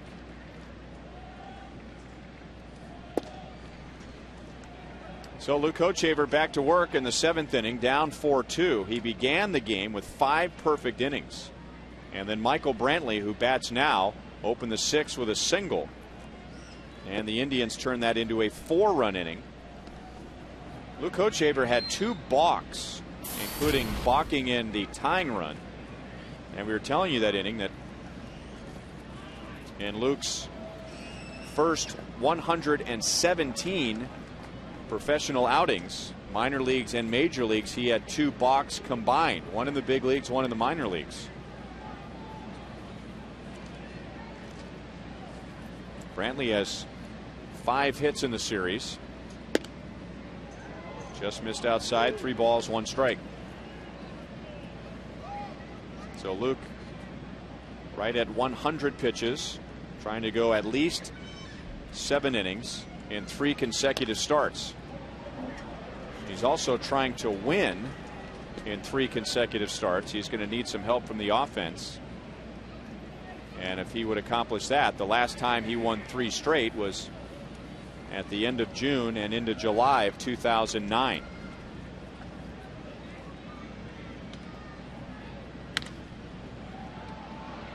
Still 3 balls, 2 strikes.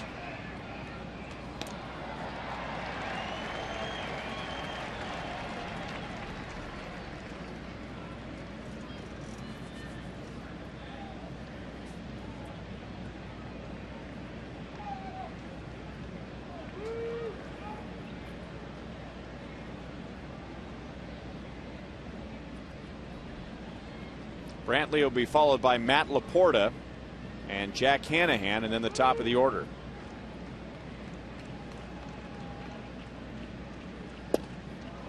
Leadoff walk to Brantley.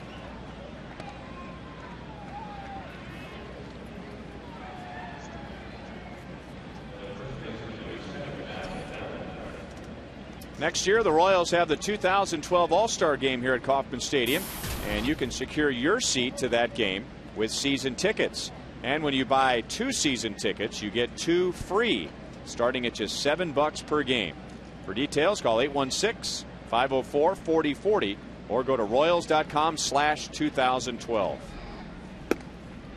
Royals thought that Brantley might take off. Brantley with 3 stolen bases so far this year. He has been thrown out once. Last year he had 23 stolen bases in the minor leagues and the big leagues combined. The year before that he had 50 stolen bases. 2 balls and no strikes on Matt Laporta. After Brantley singled to end the perfect game, Laporta doubled him home, and then Laporta scored the tying run on the second balk of the inning, committed by Hochevar.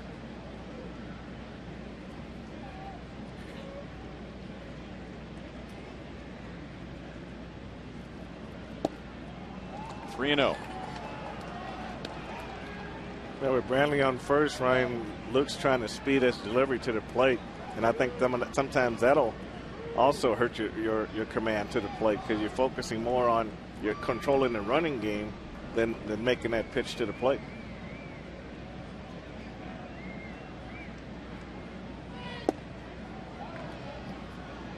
Wow.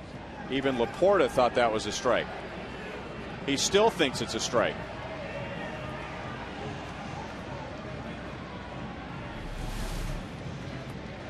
Yeah, we take a good look at it here, and he wasn't going to leave until Joe West said leave. So he felt it was a strike. So he's getting ready for the next pitch.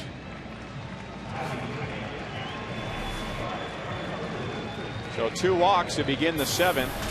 A Chevy call to the bullpen for the Royals, and Tim Collins will face Jack Hanahan.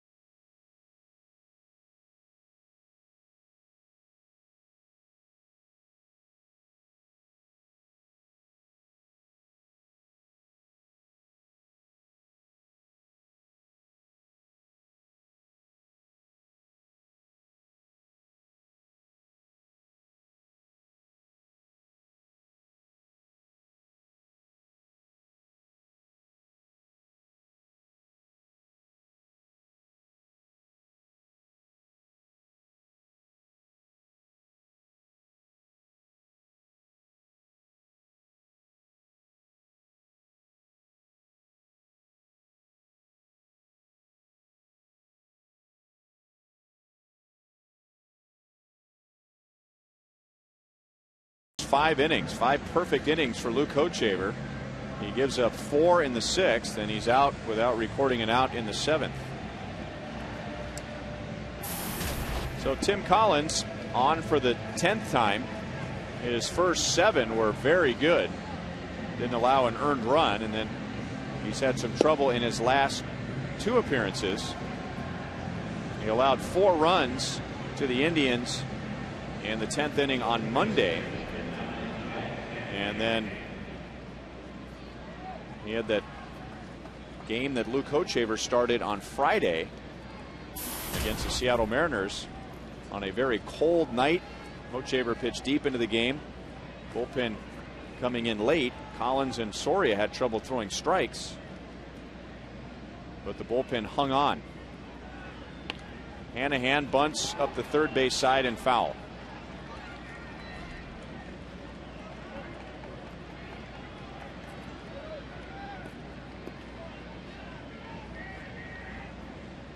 Hanahan is grounded out to first, grounded out to second. Is ground out to second base in the 6th. Set up a run with a runner at second base and nobody out.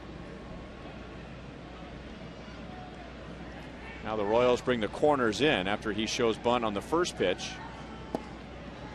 And takes down and away, 1 ball, 1 strike.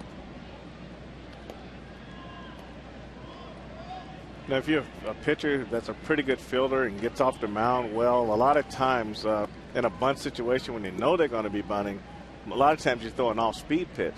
And then you know the bunt wants to go to third. He wants the third base from the fielder's ball. You throw an off-speed pitch. It gives you a little more time to get yourself in fielding position rather than throwing the fastball.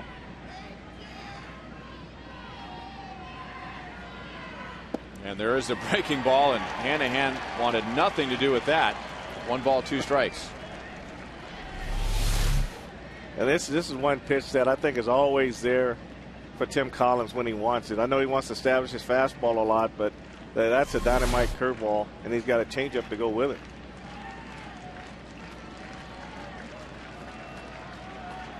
Royals still think he might lay one down. The corners are still in. Not bunting, and Collins overthrew that one. 2 balls, 2 strikes.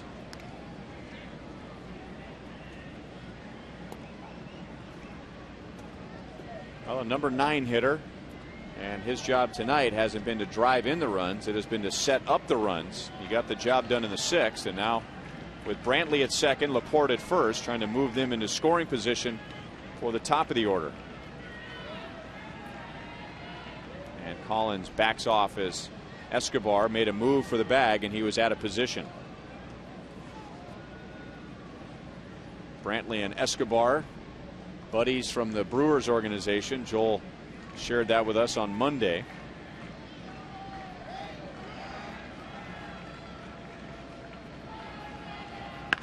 Curveball is roped up the right field line and all the way down into the corner.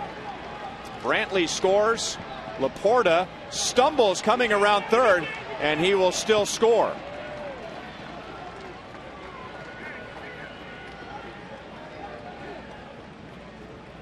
The Indians have taken a 6-2 lead in the 7th inning after going 5 innings tonight without a single base runner. Well, he comes back with the curveball. This one stayed up and it stayed in middle in, and Hanahan was able to pull his ball down in the corner. You know, Frank Kirk can do nothing but get this ball back in as quickly as possible. As you see Brantley scoring, and Laporta hit that bag wrong. It could have been disastrous right there, but he regained his balance and scored.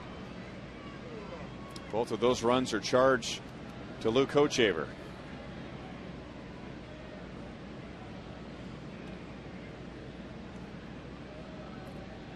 Still a runner at second base and nobody out.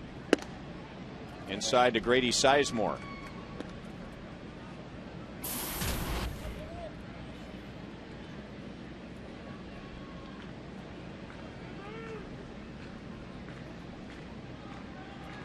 Sizemore is popped out, flied out, grounded out.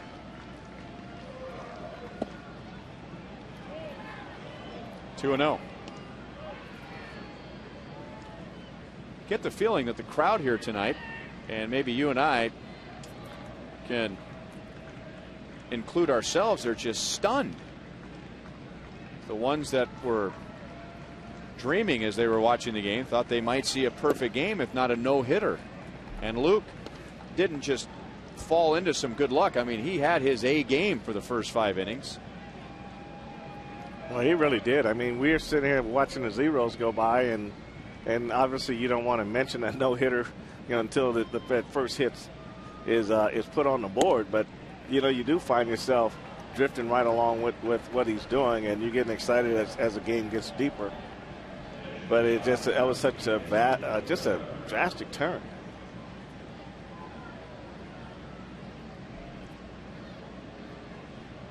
And now 3 walks in the inning. 2 given up by Luke. They have both come around to score, so he gives up 6 runs in 6 innings. And now the 2 runners on, the responsibility of Collins, and now Asdrubal Cabrera bunts foul, trying to move Hanahan to third and Sizemore to second for Chu and Santana.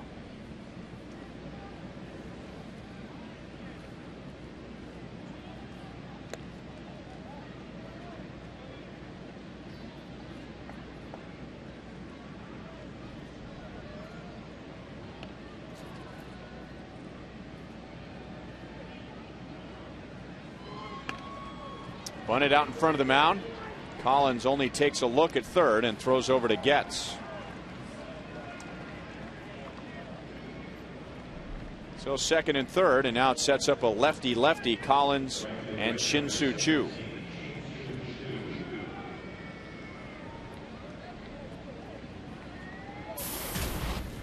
Shin-Soo Choo was already a .647 hitter. That was his average, not his slugging percentage.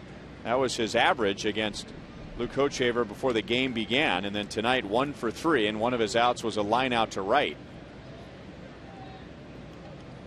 He doubled in the go-ahead run in the 6th inning and then scored the 4th run. Infield in for the Royals. And Choo looks at a fastball for strike 1. We were talking about Jim Colburn earlier, one of the Royals that has thrown a no-hitter. Jim Colburn signed Shin-Soo Choo out of South Korea when he was the Pacific Rim scout for the Seattle Mariners. Grounded to Keela. He'll look at the plate and step on the bag.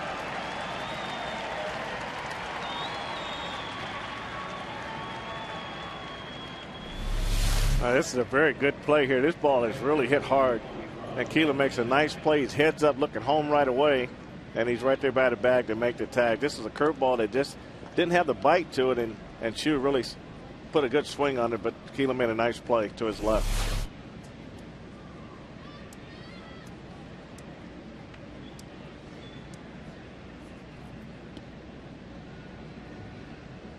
Carlos Santana takes very high, ball 1. A walk, a ground out, and a strikeout for the Indians catcher tonight.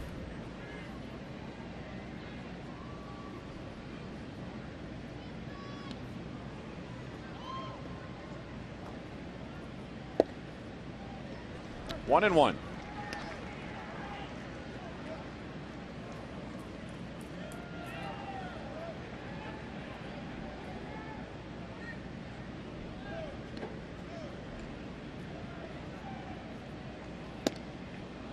Curveball slipped out of his hand. 2 balls, 1 strike.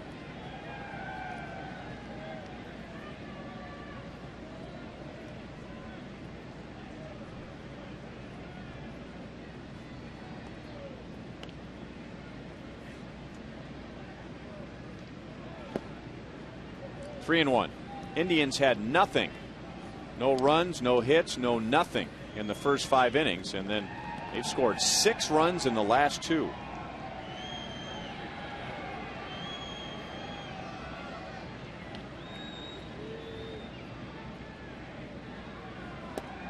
Loaded up for Travis Hafner.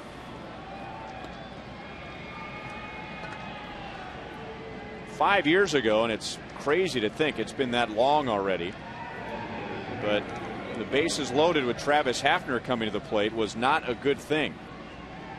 He hit 6 grand slams that year, which tied the major league record. He has 11 grand slams in his career. Don Mattingly in 1987 had 6 grand slams for the Yankees. And CLE at KCA is just starting to loosen up in the Royals bullpen.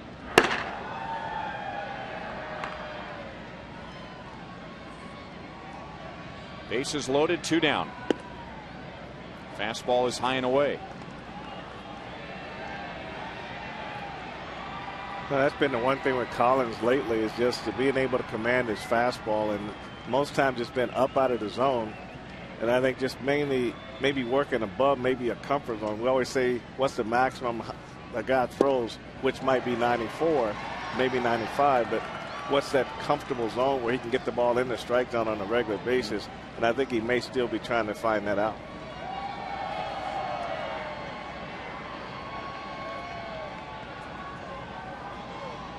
Four walks in the inning, 2 have come around to score.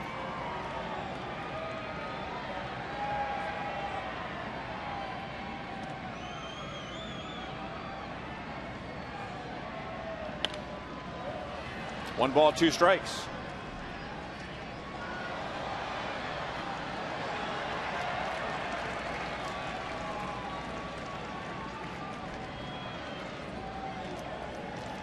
Rafael Perez still warming up in the Indians bullpen, and this is another long inning with the Indians at the plate. We might not see Masterson in the bottom of the 7th. Kevin Schenk telling me that Justin Masterson has thrown 15 pitches in the last 50 minutes. So as the temperature is getting colder, his arm is getting colder. And the Royals probably get a look at the Indians bullpen when they bat in the bottom of the 7th.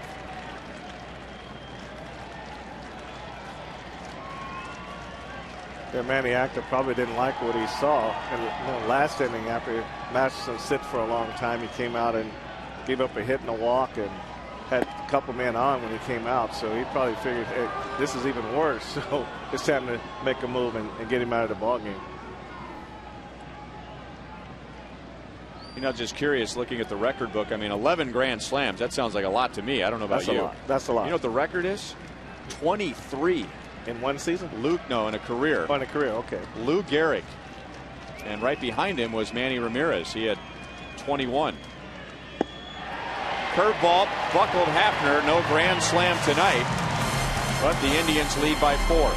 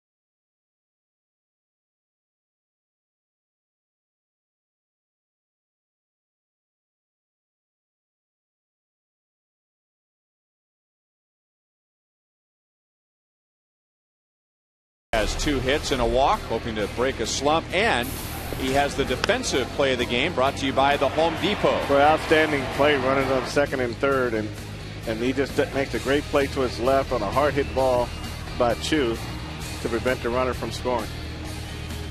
The Home Depot doing more on defense. Well, Masterson will come out for the bottom of the 7th inning.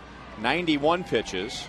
He has thrown about 15 pitches in just under an hour because of 2 long innings.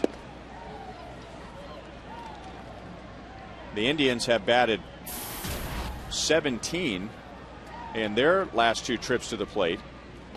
So a lot of sitting around for him on the bench. He gave up 2 runs in the first inning, and the Royals were happy with that. I mean, you get 2 runs in the first inning against a guy who is off to one of the best starts in the major leagues, and you're happy to have that. But you go back to having the bases loaded after those 2 runs scored, and the Royals were unable to add to that. And that's more painful now because the Royals have not scored since, and they've watched Cleveland score 4 in the 6th inning and 2 more in the 7th. And now Chris Getz takes a leadoff walk. So Masterson goes back out, but you figure his leash is a short one. Rafael Perez was warming up in the Indians bullpen the whole time the Indians batted in the top of the 7th inning. So maybe Masterson gets Alex or a Melky Cabrera, and then once you get into Alex Gordon, you go to the lefty. We'll see.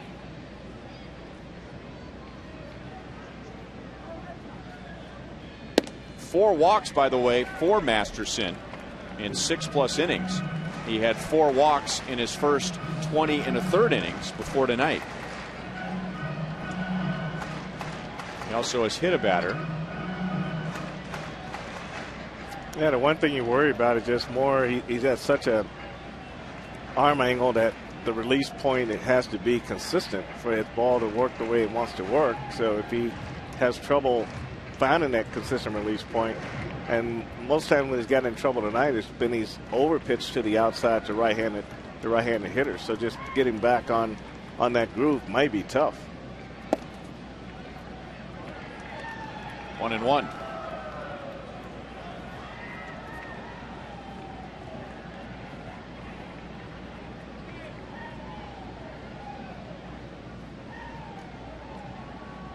Gets runs, and Cabrera fouls it away. Here's the final tally tonight in the Sprint You Call It, and your favorite play at the plate this year. 58% going with the one last night in the 7th inning, Alex Gordon to Brian Pena. Jeff Francoeur to Matt Trainer on opening day is second. Alex waiting on deck, Billy Butler behind him.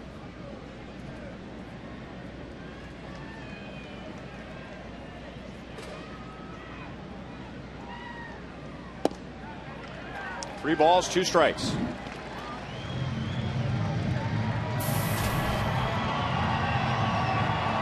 Probably don't see Masterson this inning if the Indians don't get the 2 runs in the 7th. But I guess you give him a chance with a 4-run lead. Hit very hard but foul by Cabrera.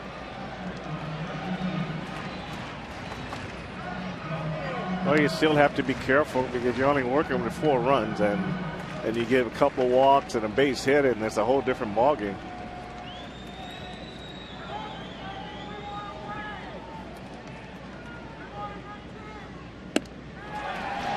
Back-to-back walks. So Masterson has walked more tonight than he did in his first 3 starts combined. And now Manny Acta comes out with the hook. So it'll be Rafael Perez in the Chevy call to the bullpen to face Alex Gordon with 2 on and nobody out.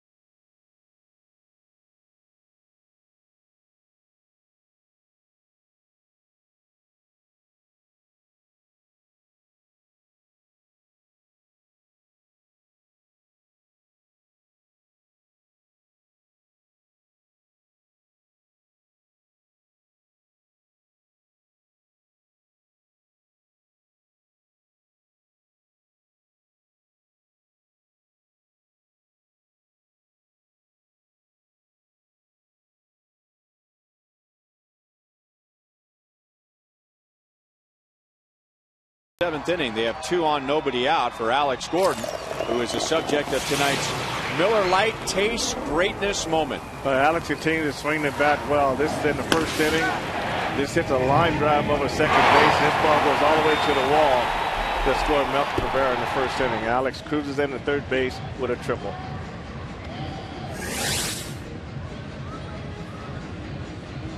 So a 14-game hitting streak, 14 RBIs. And now he gets Rafael Perez. Opponents, and we're only talking about left-hand batters, are hitting .111 against him this year. But lefties have been gradually getting better against him as the years have gone by. Perez came out of nowhere. The league knew nothing about him when he got to the big leagues in '07. And lefties hit .145 against him in '07. So he was a lock to come out of the bullpen and knock the lefties down. The next year, lefties hit .222 against him, so a little better.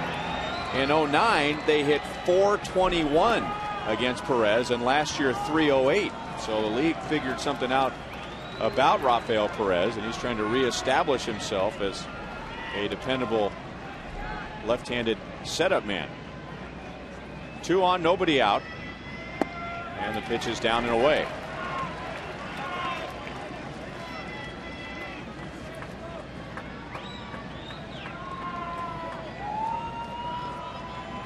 Alex has faced Perez 11 times, and he's gotten on base in 7 of those 11 plate appearances. 2-0. 2 hits, 5 walks. And when you look at those 5 walks, it looks like that even though he's left-handed, it looks like he's able to see the ball pretty good out of his hand. And so far in this at bat, he hasn't offered at anything out of the strike zone. 2-1.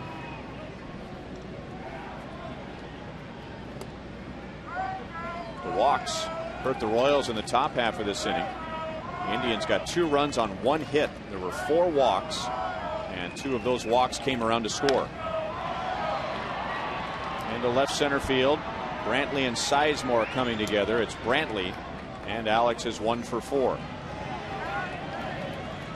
So Perez comes back to get Alex, and that's the only man that he will face.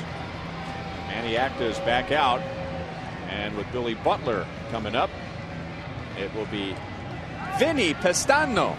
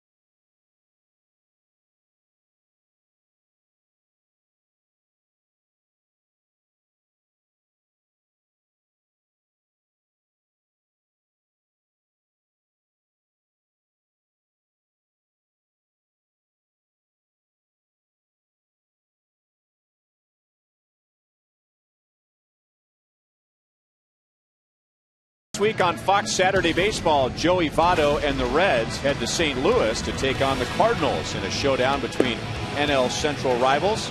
Fox Saturday Baseball returns this week at 3 p.m. in high definition. Vinny Pestano. He will inherit 2 runners. Chris Getz at second base, Melky Cabrera at first. Pestano only allowing a 158 batting average. Very tough on right-hand batters with his arm angle.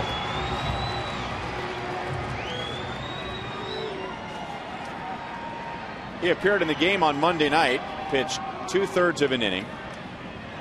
He faced Alcides Escobar and Mike Aviles. Got a ground out and a strikeout. Getz walked, Cabrera walked. Rafael Perez came on and got Alex Gordon on a fly ball to left field. That pitch has a lot of movement, drops down, and it rides up and in and spun Billy around.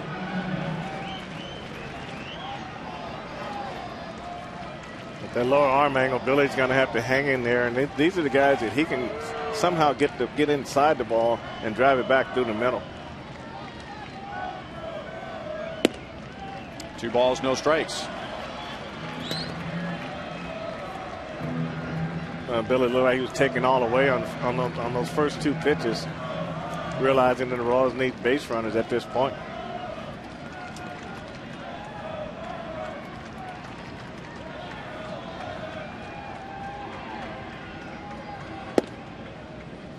Now, when I say Vinny Pestano, where do you think he would be from with a name like that? California. No. Are you serious? Yeah, I'm just throwing it out there. Where's he from? He's from Newport Beach, California. I mean, I was thinking New Jersey or something like that, you know? Wild guess. Line to right field, and Chu is there. The ball is not carrying to right field at all. Getz runs back to the bag to tag, and he beats the throw. That's a dangerous play. You don't want to make the final out at third base, especially when you're down by 4, but Getz got a good read, and runners at the corners for Francoeur. Well, Billy did a good job driving the ball. He goes halfway, where here you got to go back to the bag, and you got to be at the bag when the ball is actually caught. And this play won't be as close to as it was at third base. So you figure your run is not that important to run. So if the ball drops, you still can score from second base.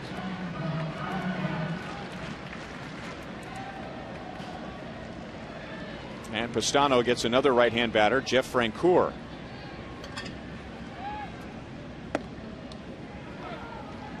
Want to know? Francoeur has a 10-game hitting streak. RBI single in the first inning. He is 1 for 3.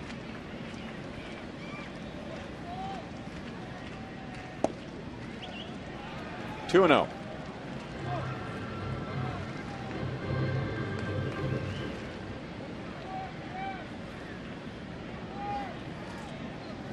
The Indians got back-to-back walks in the top half of this inning. They both scored. The Royals with back-to-back walks in this inning.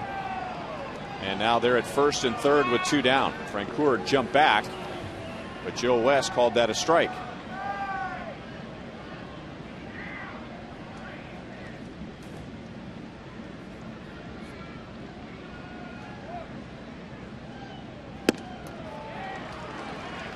Three and 1.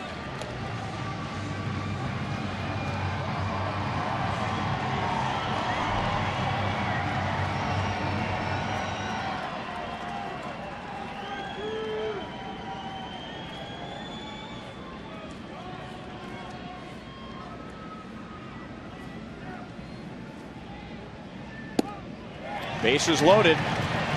So the tying run comes to the plate with 2 outs.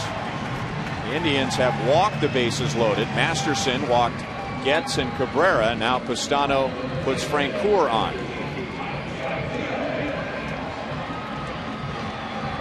The Royals' patience at the plate is rubbed off on Jeff Francoeur, who has never been known for his walks. But that's his 5th walk. Back in 2006, he didn't get his first walk of the year until his 136th plate appearance. Well, a lot of times the philosophy of the hitting coach can really help a hitter become a better selective hitter at the plate, and knowing that the Royals need base runners in this this is a situation. You got him, and Pastano really hasn't shown that he can throw consistent strikes. So you might as well let him get himself in trouble by not swinging the bat.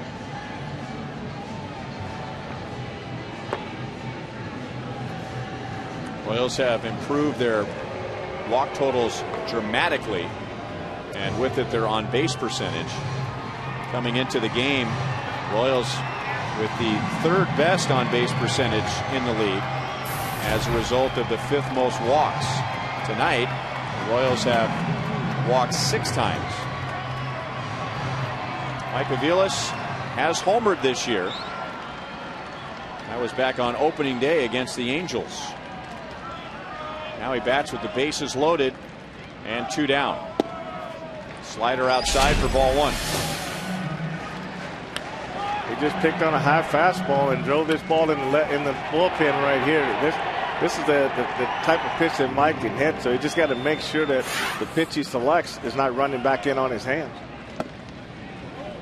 With Pastano's arm angle and with that slider sweeping away, you could see where that would be trouble for Aviles.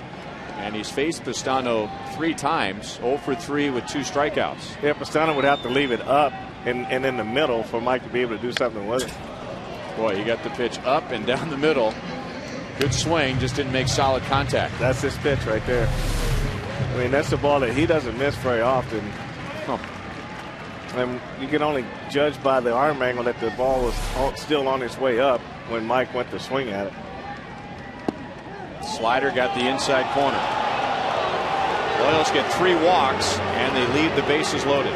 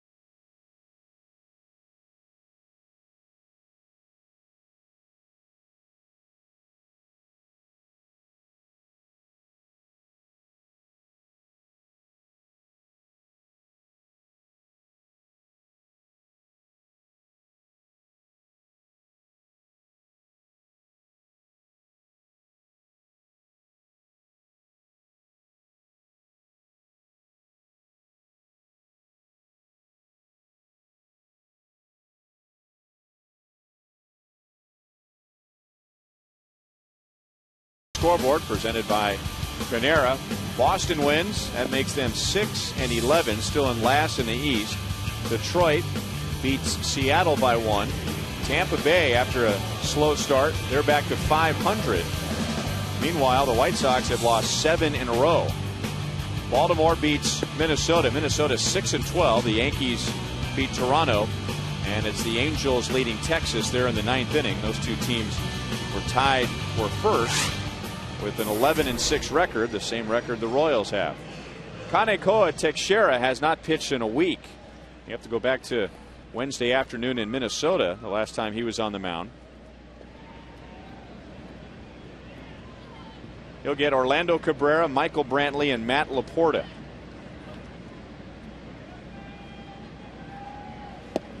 If you weren't with us earlier, Luke Hochevar opened with 5 perfect innings. And it was no fluke that he accomplished that. He had all of his pitches right on the mark. And the Indians only hit 2 balls hard in those 5 innings. But they scored 4 in the 6th. And then 2 in the 7th. They batted around in the 6th. They sent 8 to the plate in the 7th inning.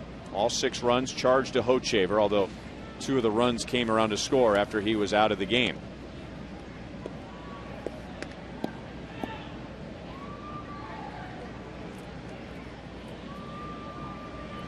Cabrera is 0 for 3 with a strikeout.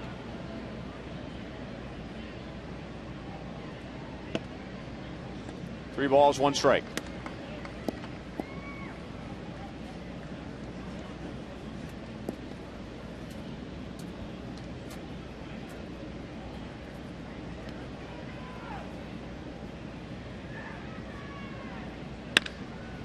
Hit hard up the middle, and that's past Escobar. Indians have the leadoff man on in the 8th inning and for the 3rd straight inning.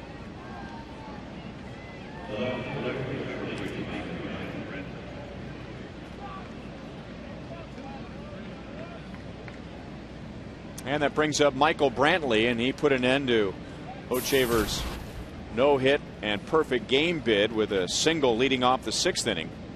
Went to second base on a balk and scored on Matt Laporta's double. And then Brantley, leading off the 7th inning, walked and came around to score. 0-1. That could be the theme of this game, is walks after 5th inning. Those walks always lead to extra pitches for the pitcher and always lead to extra runs on the board. It's almost like all of a sudden after the 5th inning, there was no command in the game. Everybody, both sides were wild and walking guys, and the Ross came up on the short end.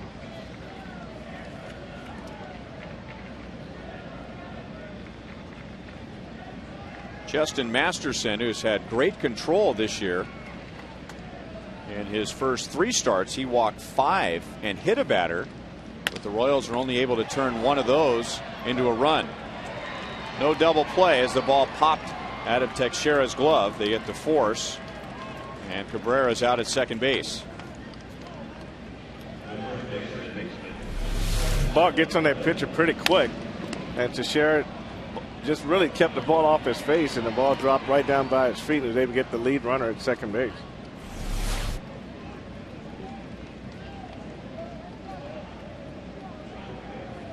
So 1 on, 1 out, and now Matt Laporta, who put the Indians on the board for the first time with a run-scoring double in the 6th inning, and then he scored the tying run on a balk. Luke Hochevar had 2 balks in 1 inning. Laporta walked and scored in the 7th. Ryan, those pitchers, infielders can come out and take ground balls, outfielders can take fly balls, but you can't simulate a ball off the bat back to the pitcher. I mean, when you hit them to the pitcher, you're trying to make sure they're perfect. You don't hit them as hard as you should, and they get in the game, and all of a sudden, bam, here it is right here. So they probably are the most fortunate guys when they can make a play like that than anybody on the field. And when you do those drills, they know the ball's going to be hit right to them. They know exactly where it's going to be, right? Up the left field line. Aviles to the railing, and it's in the second row.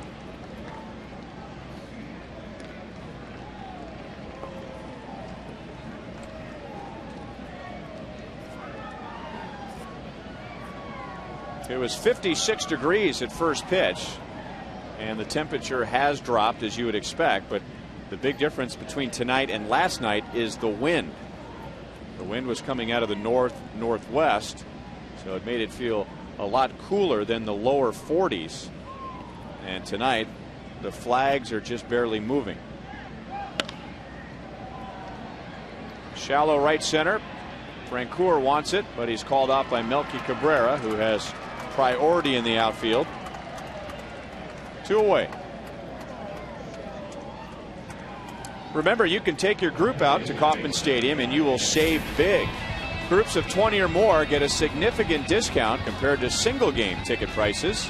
So if you'd like to bring that group out here, call 816-504-4040 or go to royals.com/group.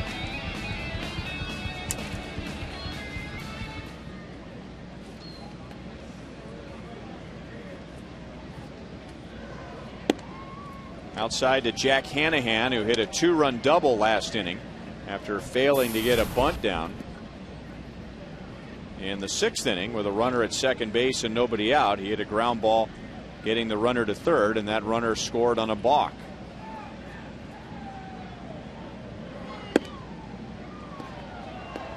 Two balls and no strikes.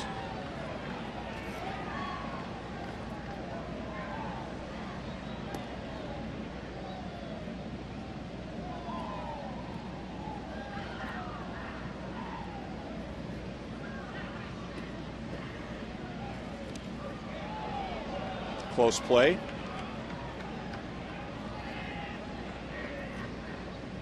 Telling you, last inning, Michael Brantley last year between the minor leagues and the big leagues had 23 stolen bases, but the year before that he had 50. Well, he definitely knows how to steal bases, and the reason you throw over there, you try to get him to go back head first and maybe try to take a little steam out of those legs. But you know, when I was on first base, the pitcher threw over there more than twice. I called timeout.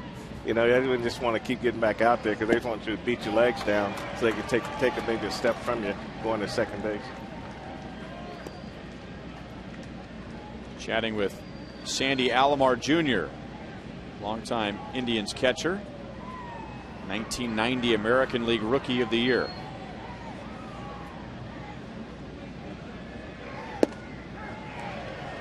He had a very good career, but what would that career have been without the injuries? And catchers' knees take a pounding as it is, but he had 2 surgeries on his left knee. He had, or make that 2 surgeries on his right knee. He had 8 on his left knee. Lined into left field, and Hanahan has his second hit.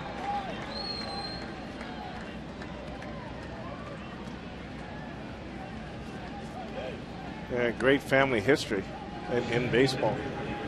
The kid a chance to see his younger brother go into the Hall of Fame. And I played against his dad, Sandy Alomar Sr. So it'd be kind of neat to go home and talk pro baseball all the time. That's kind of, I always wondered what they felt like, you know, the Rifkin brothers and their dad when he was managing the Orioles and the longtime third base coach for the Orioles.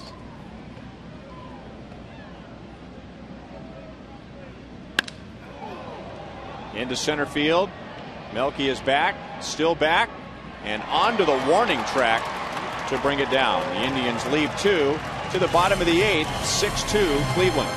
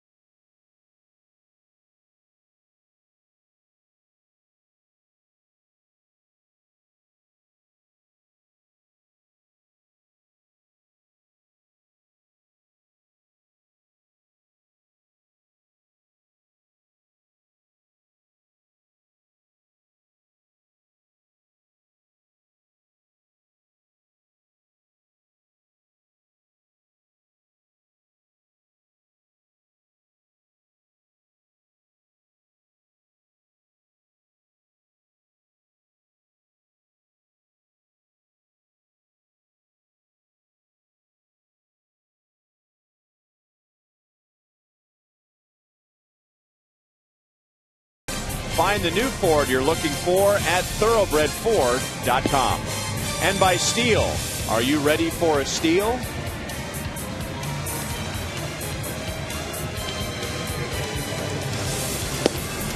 After the game, it's Boulevard Royals Live. Let's get a preview from Joe Goldberg. All right, thank you, Ryan. Hoping for a good crowd out at Rivals and hopefully a Royals comeback as well. When this game is over, we'll talk with Paul Splittorff about Luke Hochevar's night. So good, and then it falls apart so quickly. We'll talk about that, the extension of some hit streaks, and perhaps CLE AT KCA working his way out of a season-long slump. Highlights, reaction, and much more coming up on Boulevard Royals Live. Ryan? Joel has Split told you about his near no-hitter? Well, he's had a few, and of course, you've heard many of the stories about one in particular probably with Milwaukee. But I thought with all the talk that you guys had tonight about the challenges of working out of the stretch after having gone all night pitching with the windup, perhaps his one-hitter back in August of 1975, August 3rd, 1975 against Oakland might be the most interesting. He started out that game right here at then Royals Stadium, and he retires Bert Campaneris, then issues a walk to Phil Garner, a single to Claude L. Washington, and then he retired the next 26 batters he faced. Didn't need to worry about it the rest of the time. That's the defending world champion Oakland A's, a 5-0 victory, and one of Split's handful of one-hitters, guys. Thataway, Split. Outstanding. CLE AT KCA, Matt Trainer, Alcides Escobar against Joe Smith. Is trying to get the game to Chris Perez. Right now a 4-run lead. So it is a non-save situation. But we might see Perez anyway. He has not appeared yet in this series. Smith pitched an inning and a third scoreless in the game on Monday. The Indians won that game 7-3 in 10 innings. The Royals evened the series by winning game 2 last night. Brantley goes into left center field. That's the first time Keela has been retired tonight. One away in the 8th inning.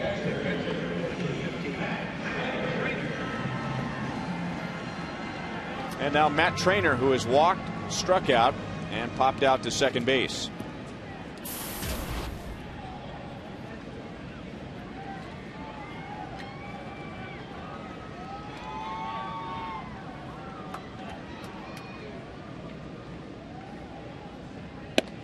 The baseball world wants to know, are the Indians for real? Are the Royals for real?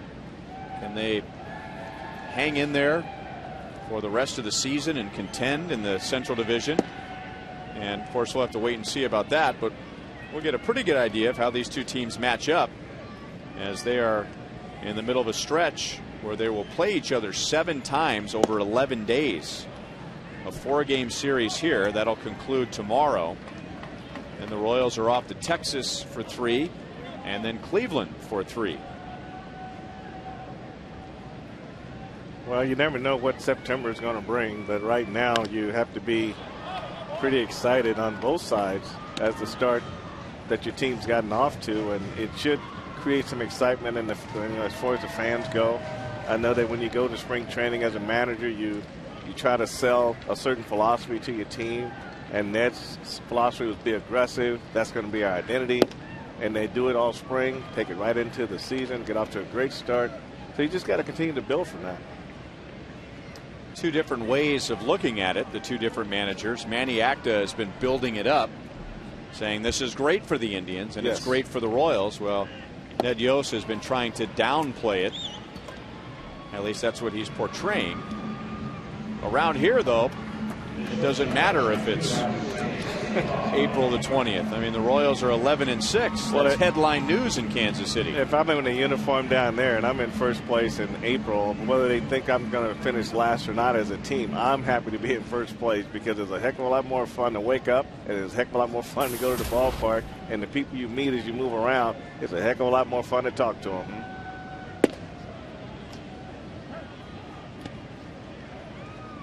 But I think Ned Yost's perspective in a bigger sense is, let's not get too excited about 11-6 right now. Every game is important. Every series is important. So you don't just get excited for the Indians because they're in first and the Royals are second.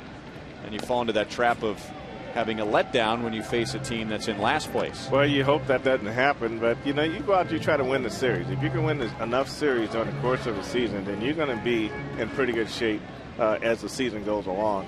So I think it's still, I don't know how you celebrate these wins and how you celebrate this start, but you got to find that happy medium in there where you feel good about yourself as a team. A quick inning for Joe Smith with 2 strikeouts.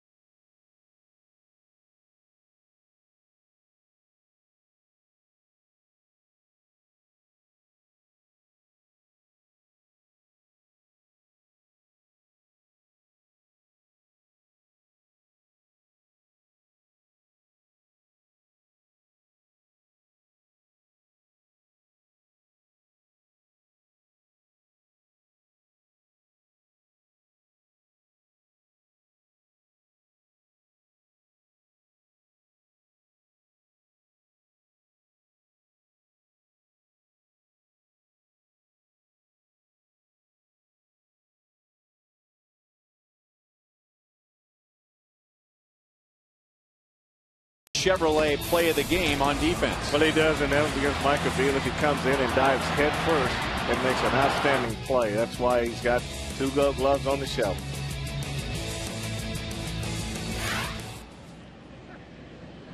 He looks like a guy that's really happy to be back in uniform playing the game after missing so much time. He had a bone bruise to his left knee. That's what first put him on the disabled list last year, and then had surgery, but not just any surgery, the microfracture surgery, where they go in there and drill holes into the knee to get the knee to bleed and kind of try and regenerate cartilage. And so that's a much longer recovery than when a guy goes in for an arthroscopic knee surgery, maybe clean up a bone chip or a piece of loose cartilage. As Asdrubal Cabrera has his second hit, and for the 4th straight inning, the Indians have the leadoff man on after going the first 5 innings without a single base runner.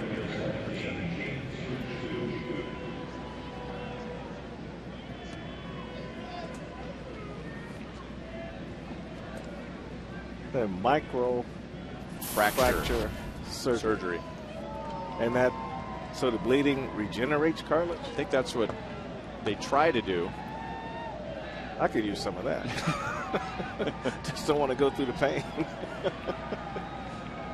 I left my cartilage on AstroTurf. In San Francisco?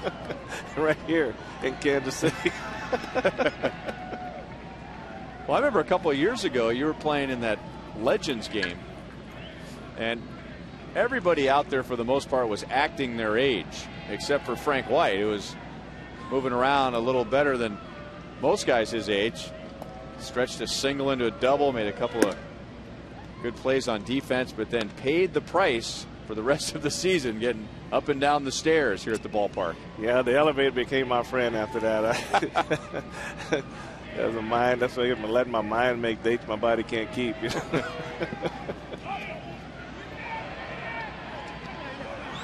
Cabrera moves up to second base. Trainer got tangled up with Shin-Soo Choo, but Shin-Soo Choo was no longer in the batter's box.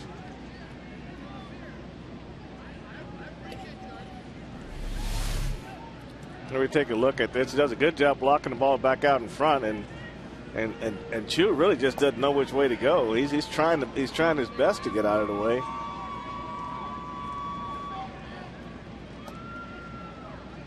And if he'd have probably stopped right there and Trainer run goes into him, that's probably interference at that point, I would believe.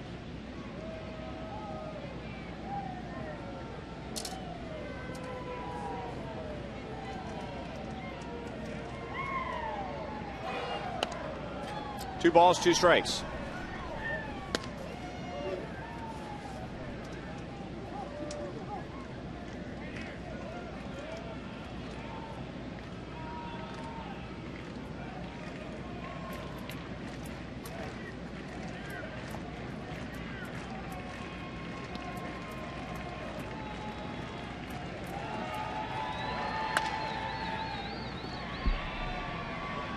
That moves the runner down to second base. So a productive out for Shin-Soo Choo. And Carlos Santana coming up with a chance to put the Indians in front by 5.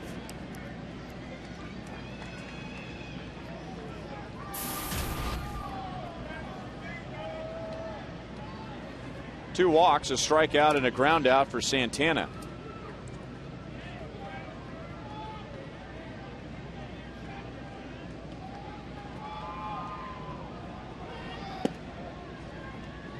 No balls, 1 strike.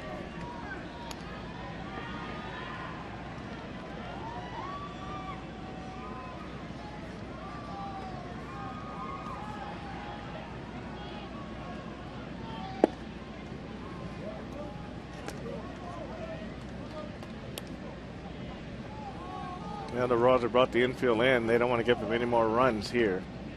So Teixeira's got to try to get a ground ball and try to hold the runner at third base.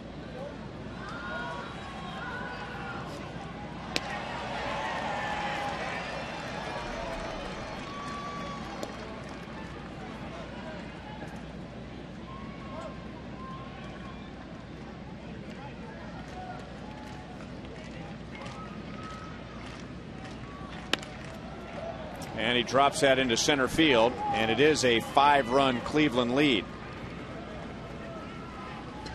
3rd run driven in for Santana in this series.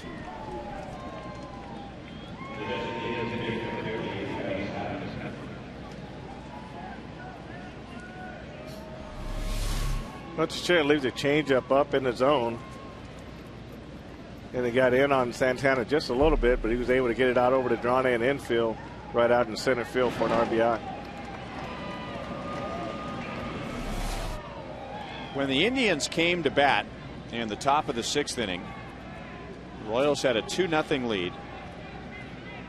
Frank, what if I told you that the Indians were going to end up with 7 runs and 10 hits tonight? After 5? After 5.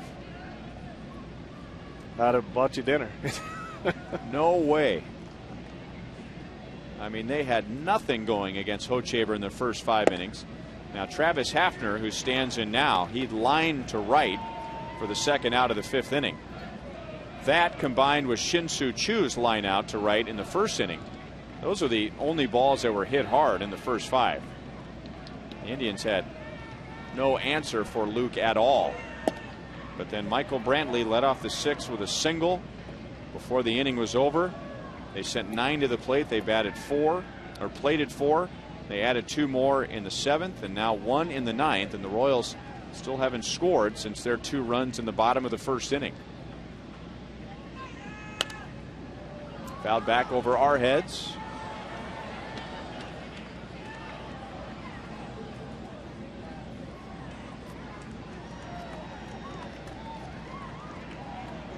Hey, there you go. He's pretty excited. What's the score?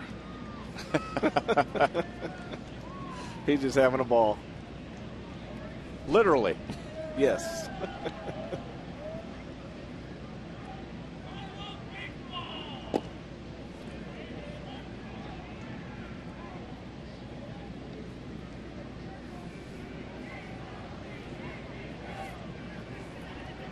Hafner's out of a small town in North Dakota, but he played his college ball at Cowley County Community College in Arkansas City, Kansas. He played for Darren and Dave Burrows. And while Hafner was there, Cowley County went to the JUCO College World Series.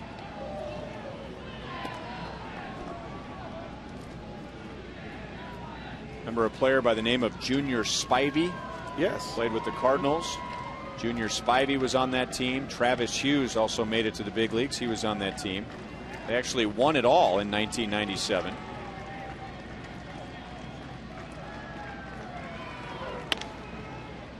to the right side. Can't quite get it. And Santana will go first to third. And now that gets away. But Teixeira is exactly where he needs to be. Hafner will move up to second base. No further advance for Santana. So that'll be a single for Hafner. And he goes to second base on a throwing error by Jeff Francoeur. Yeah, that's one of those plays right here. Right, you see Chris just misses this ball. It gets out in the right field. Francoeur charges the ball aggressively and makes a one-hop throw to third base. And he was able to get by Aviles. That's one you gotta kind of keep in front of you right there. That's not a bad throw. Well, you can see Francoeur is not very happy about that. You know, it looked like possibly that maybe as Santana was sliding in, that his helmet made contact with Aviles' glove, or at least got in the way. Let's watch the very end of this, the slide, and Aviles is reaching for the ball and might have got Santana's helmet, which didn't allow him to fully extend and receive that throw. There's a better angle. Yep. If the helmet's not there, maybe he has a better chance of making that play. It skipped right over the umpire Chad Fairchild's head and almost hit third base coach Steve Smith. I think it might have hit in the back of the helmet.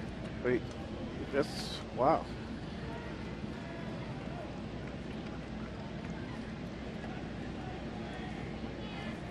So the infield in with one out. And one hop to second. No contact play. Getz throws out Orlando Cabrera. So second and third and two down. Cabrera is 1 for 5.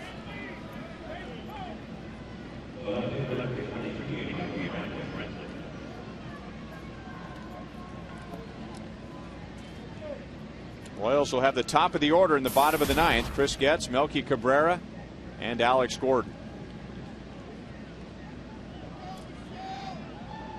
And the way Michael Brantley is swinging the bat, this is not a bad idea. It seems like everything he swings at's hit hard.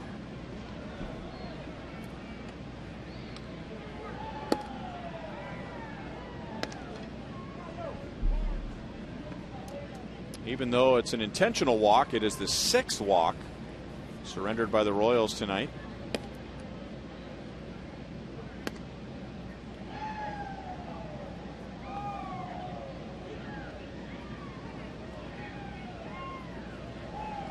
So they're loaded up for Matt Laporta.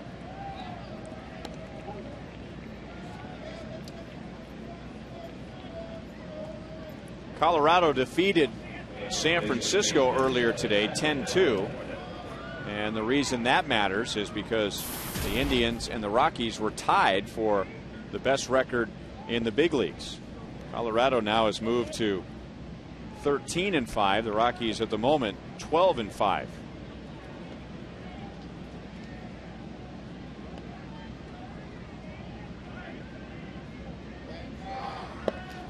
Down and away, ball 1. The Indians lost their first 2 games and were beaten badly by the White Sox. They gave up 15 runs in game 1, 8 runs in game 2 at home. But then they went on to win 8 in a row. And even though they lost to the Royals last night, they've won 12 of their last 15. 2 balls and no strikes on Laporta. Last year, Manny Acta had the youngest team in the major leagues. And in spring training this year, every single non-roster player in spring training was from the Indians minor league system. There were 10, and 7 of the 10 had been drafted in 2008, 2009, or last year.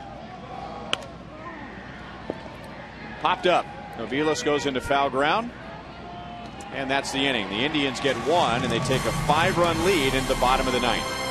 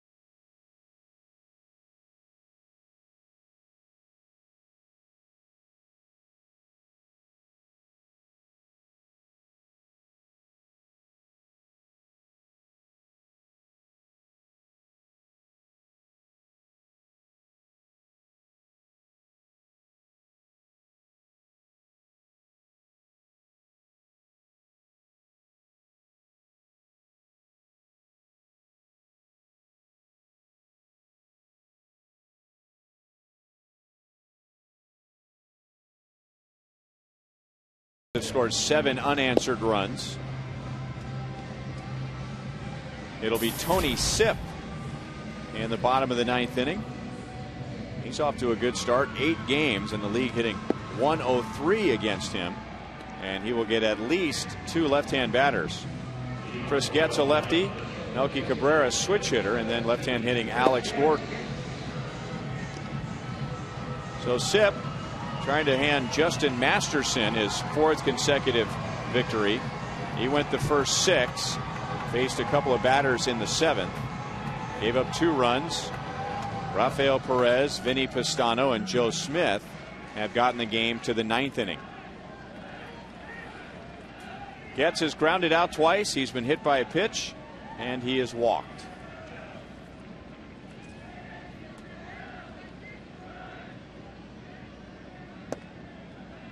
Down and in, 1 ball, no strikes.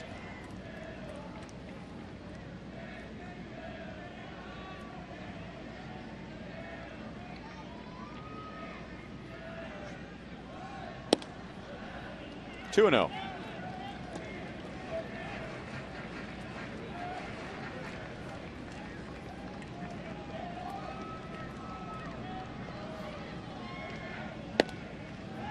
Two balls, 1 strike.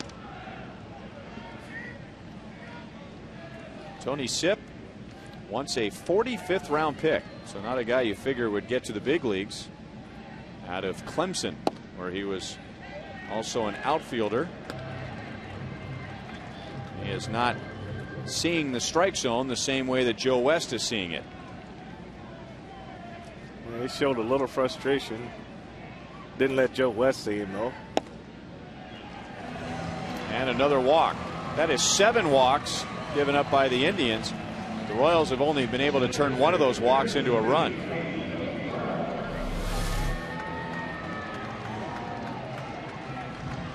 Well, you can get an idea. On probably 3 out of 4 of those could have easily been strikes. Joe West, your thoughts? He's not ready to leave.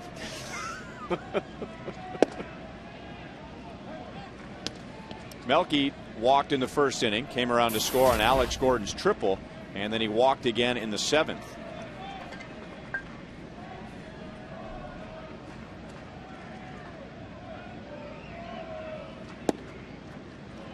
Two innings where the Royals really wish they could have done more. The first, they scored 2 runs against Masterson, who had a 1.33 ERA, but they left the bases loaded. Masterson walked 2 in the inning. And then there was the 7th when the Indians walked 3. That's driven to deep left field. Brantley will not run it down. Getz is going to be waved around third base, and he will beat the throw.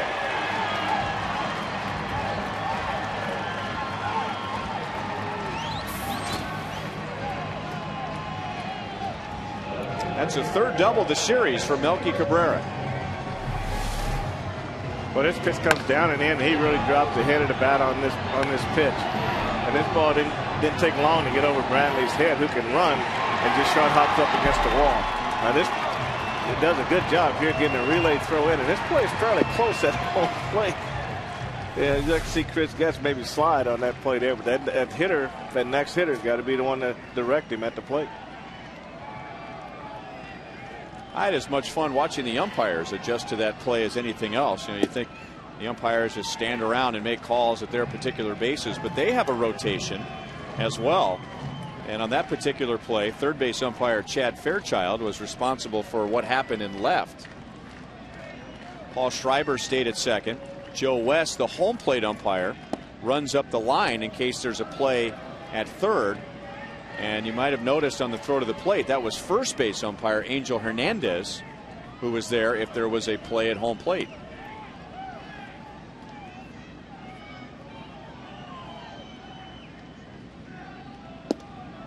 One and 2 on Alex. So there's a third base umpire seeing what happens out in left field. There's your home plate umpire. And if there was a play at the plate, which there was, that's the first base umpire, Angel Hernandez.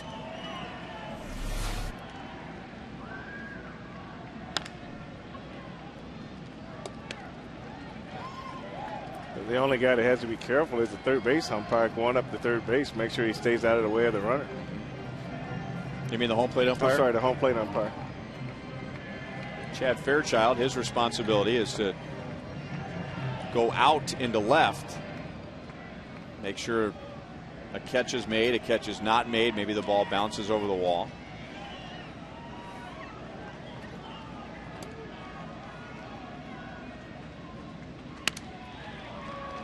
A slow roller to short, Cabrera, and a good tag at first base by Laporta. So just like his idol Omar Vizquel, as Drupal Cabrera makes a nice play with the bare hand.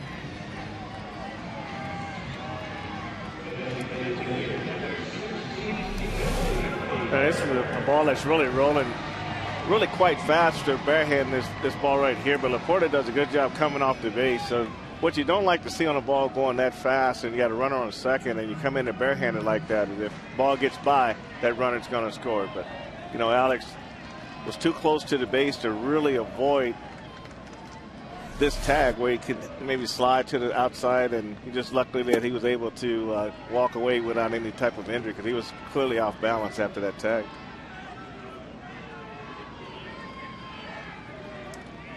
So Cabrera at third, one away. And now Tony Sipp and Billy Butler.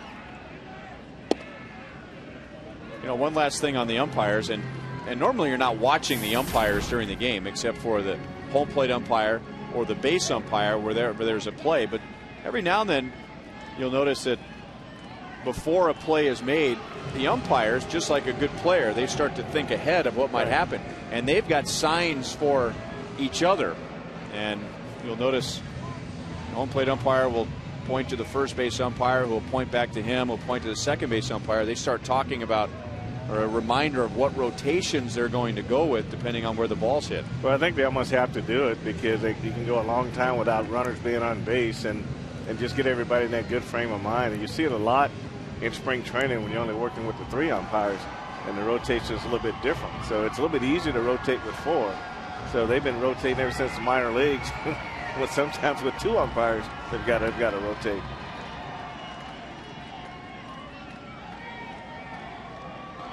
Manny Acta out to tell Tony Sipp, don't make me go to my closer. 2 balls and 1 strike to Billy Butler. If Billy reaches, that means the tying run is on deck, and then it's a save situation for Chris Perez. 3-1. At the moment, it appears to be a very hitter-friendly strike zone.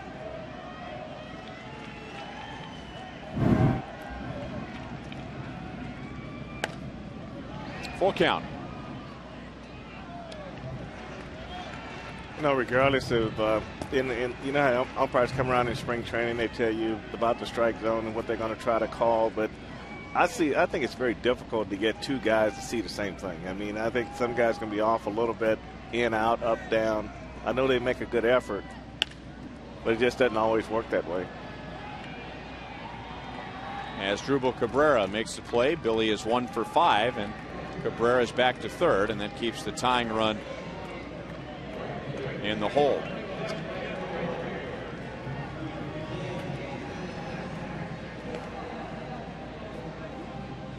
Jeff Francoeur stretched his hitting streak to 10 games with a 2-out single in the first inning. That scored Alex Gordon, gave the Royals a 2-0 lead, and it looked like they were off and running, but they have not scored, did not score until this inning. Meanwhile, the Indians with 4 in the 6th, 2 in the 7th, and 1 in the top of the 9th.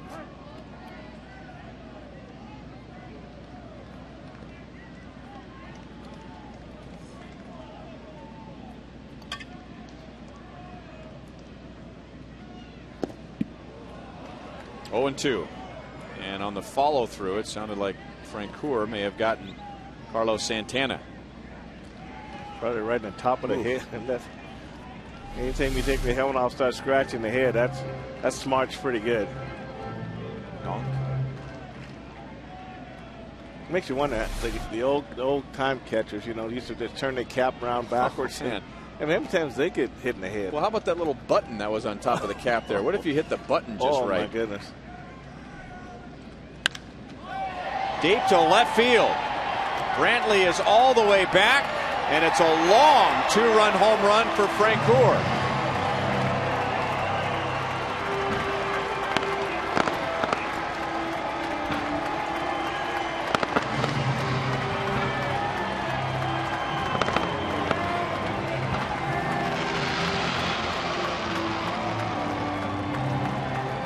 That is his third RBI tonight, so he takes over the team lead with 15 driven in this year.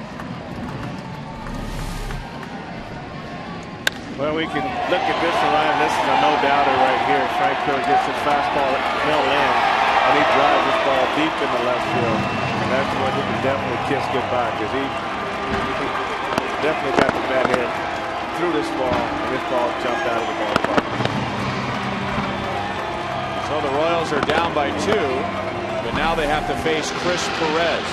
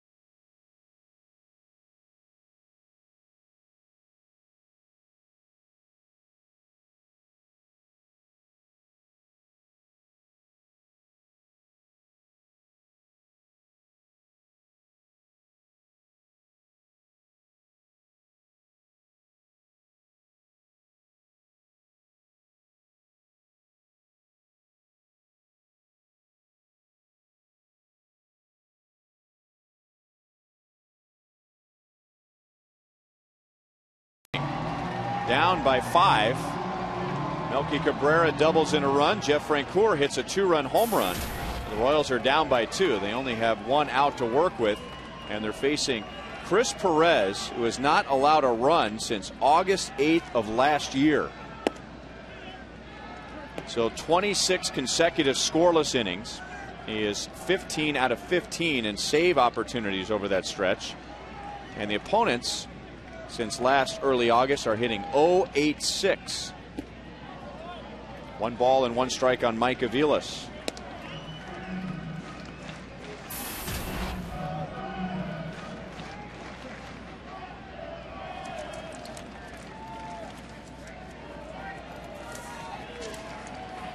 Aviles is 1 for 4 with a first inning single, and a check swing should end the game. So the Royals get 3 in the 9th inning, but the Indians win it 7-5. We'll be right back.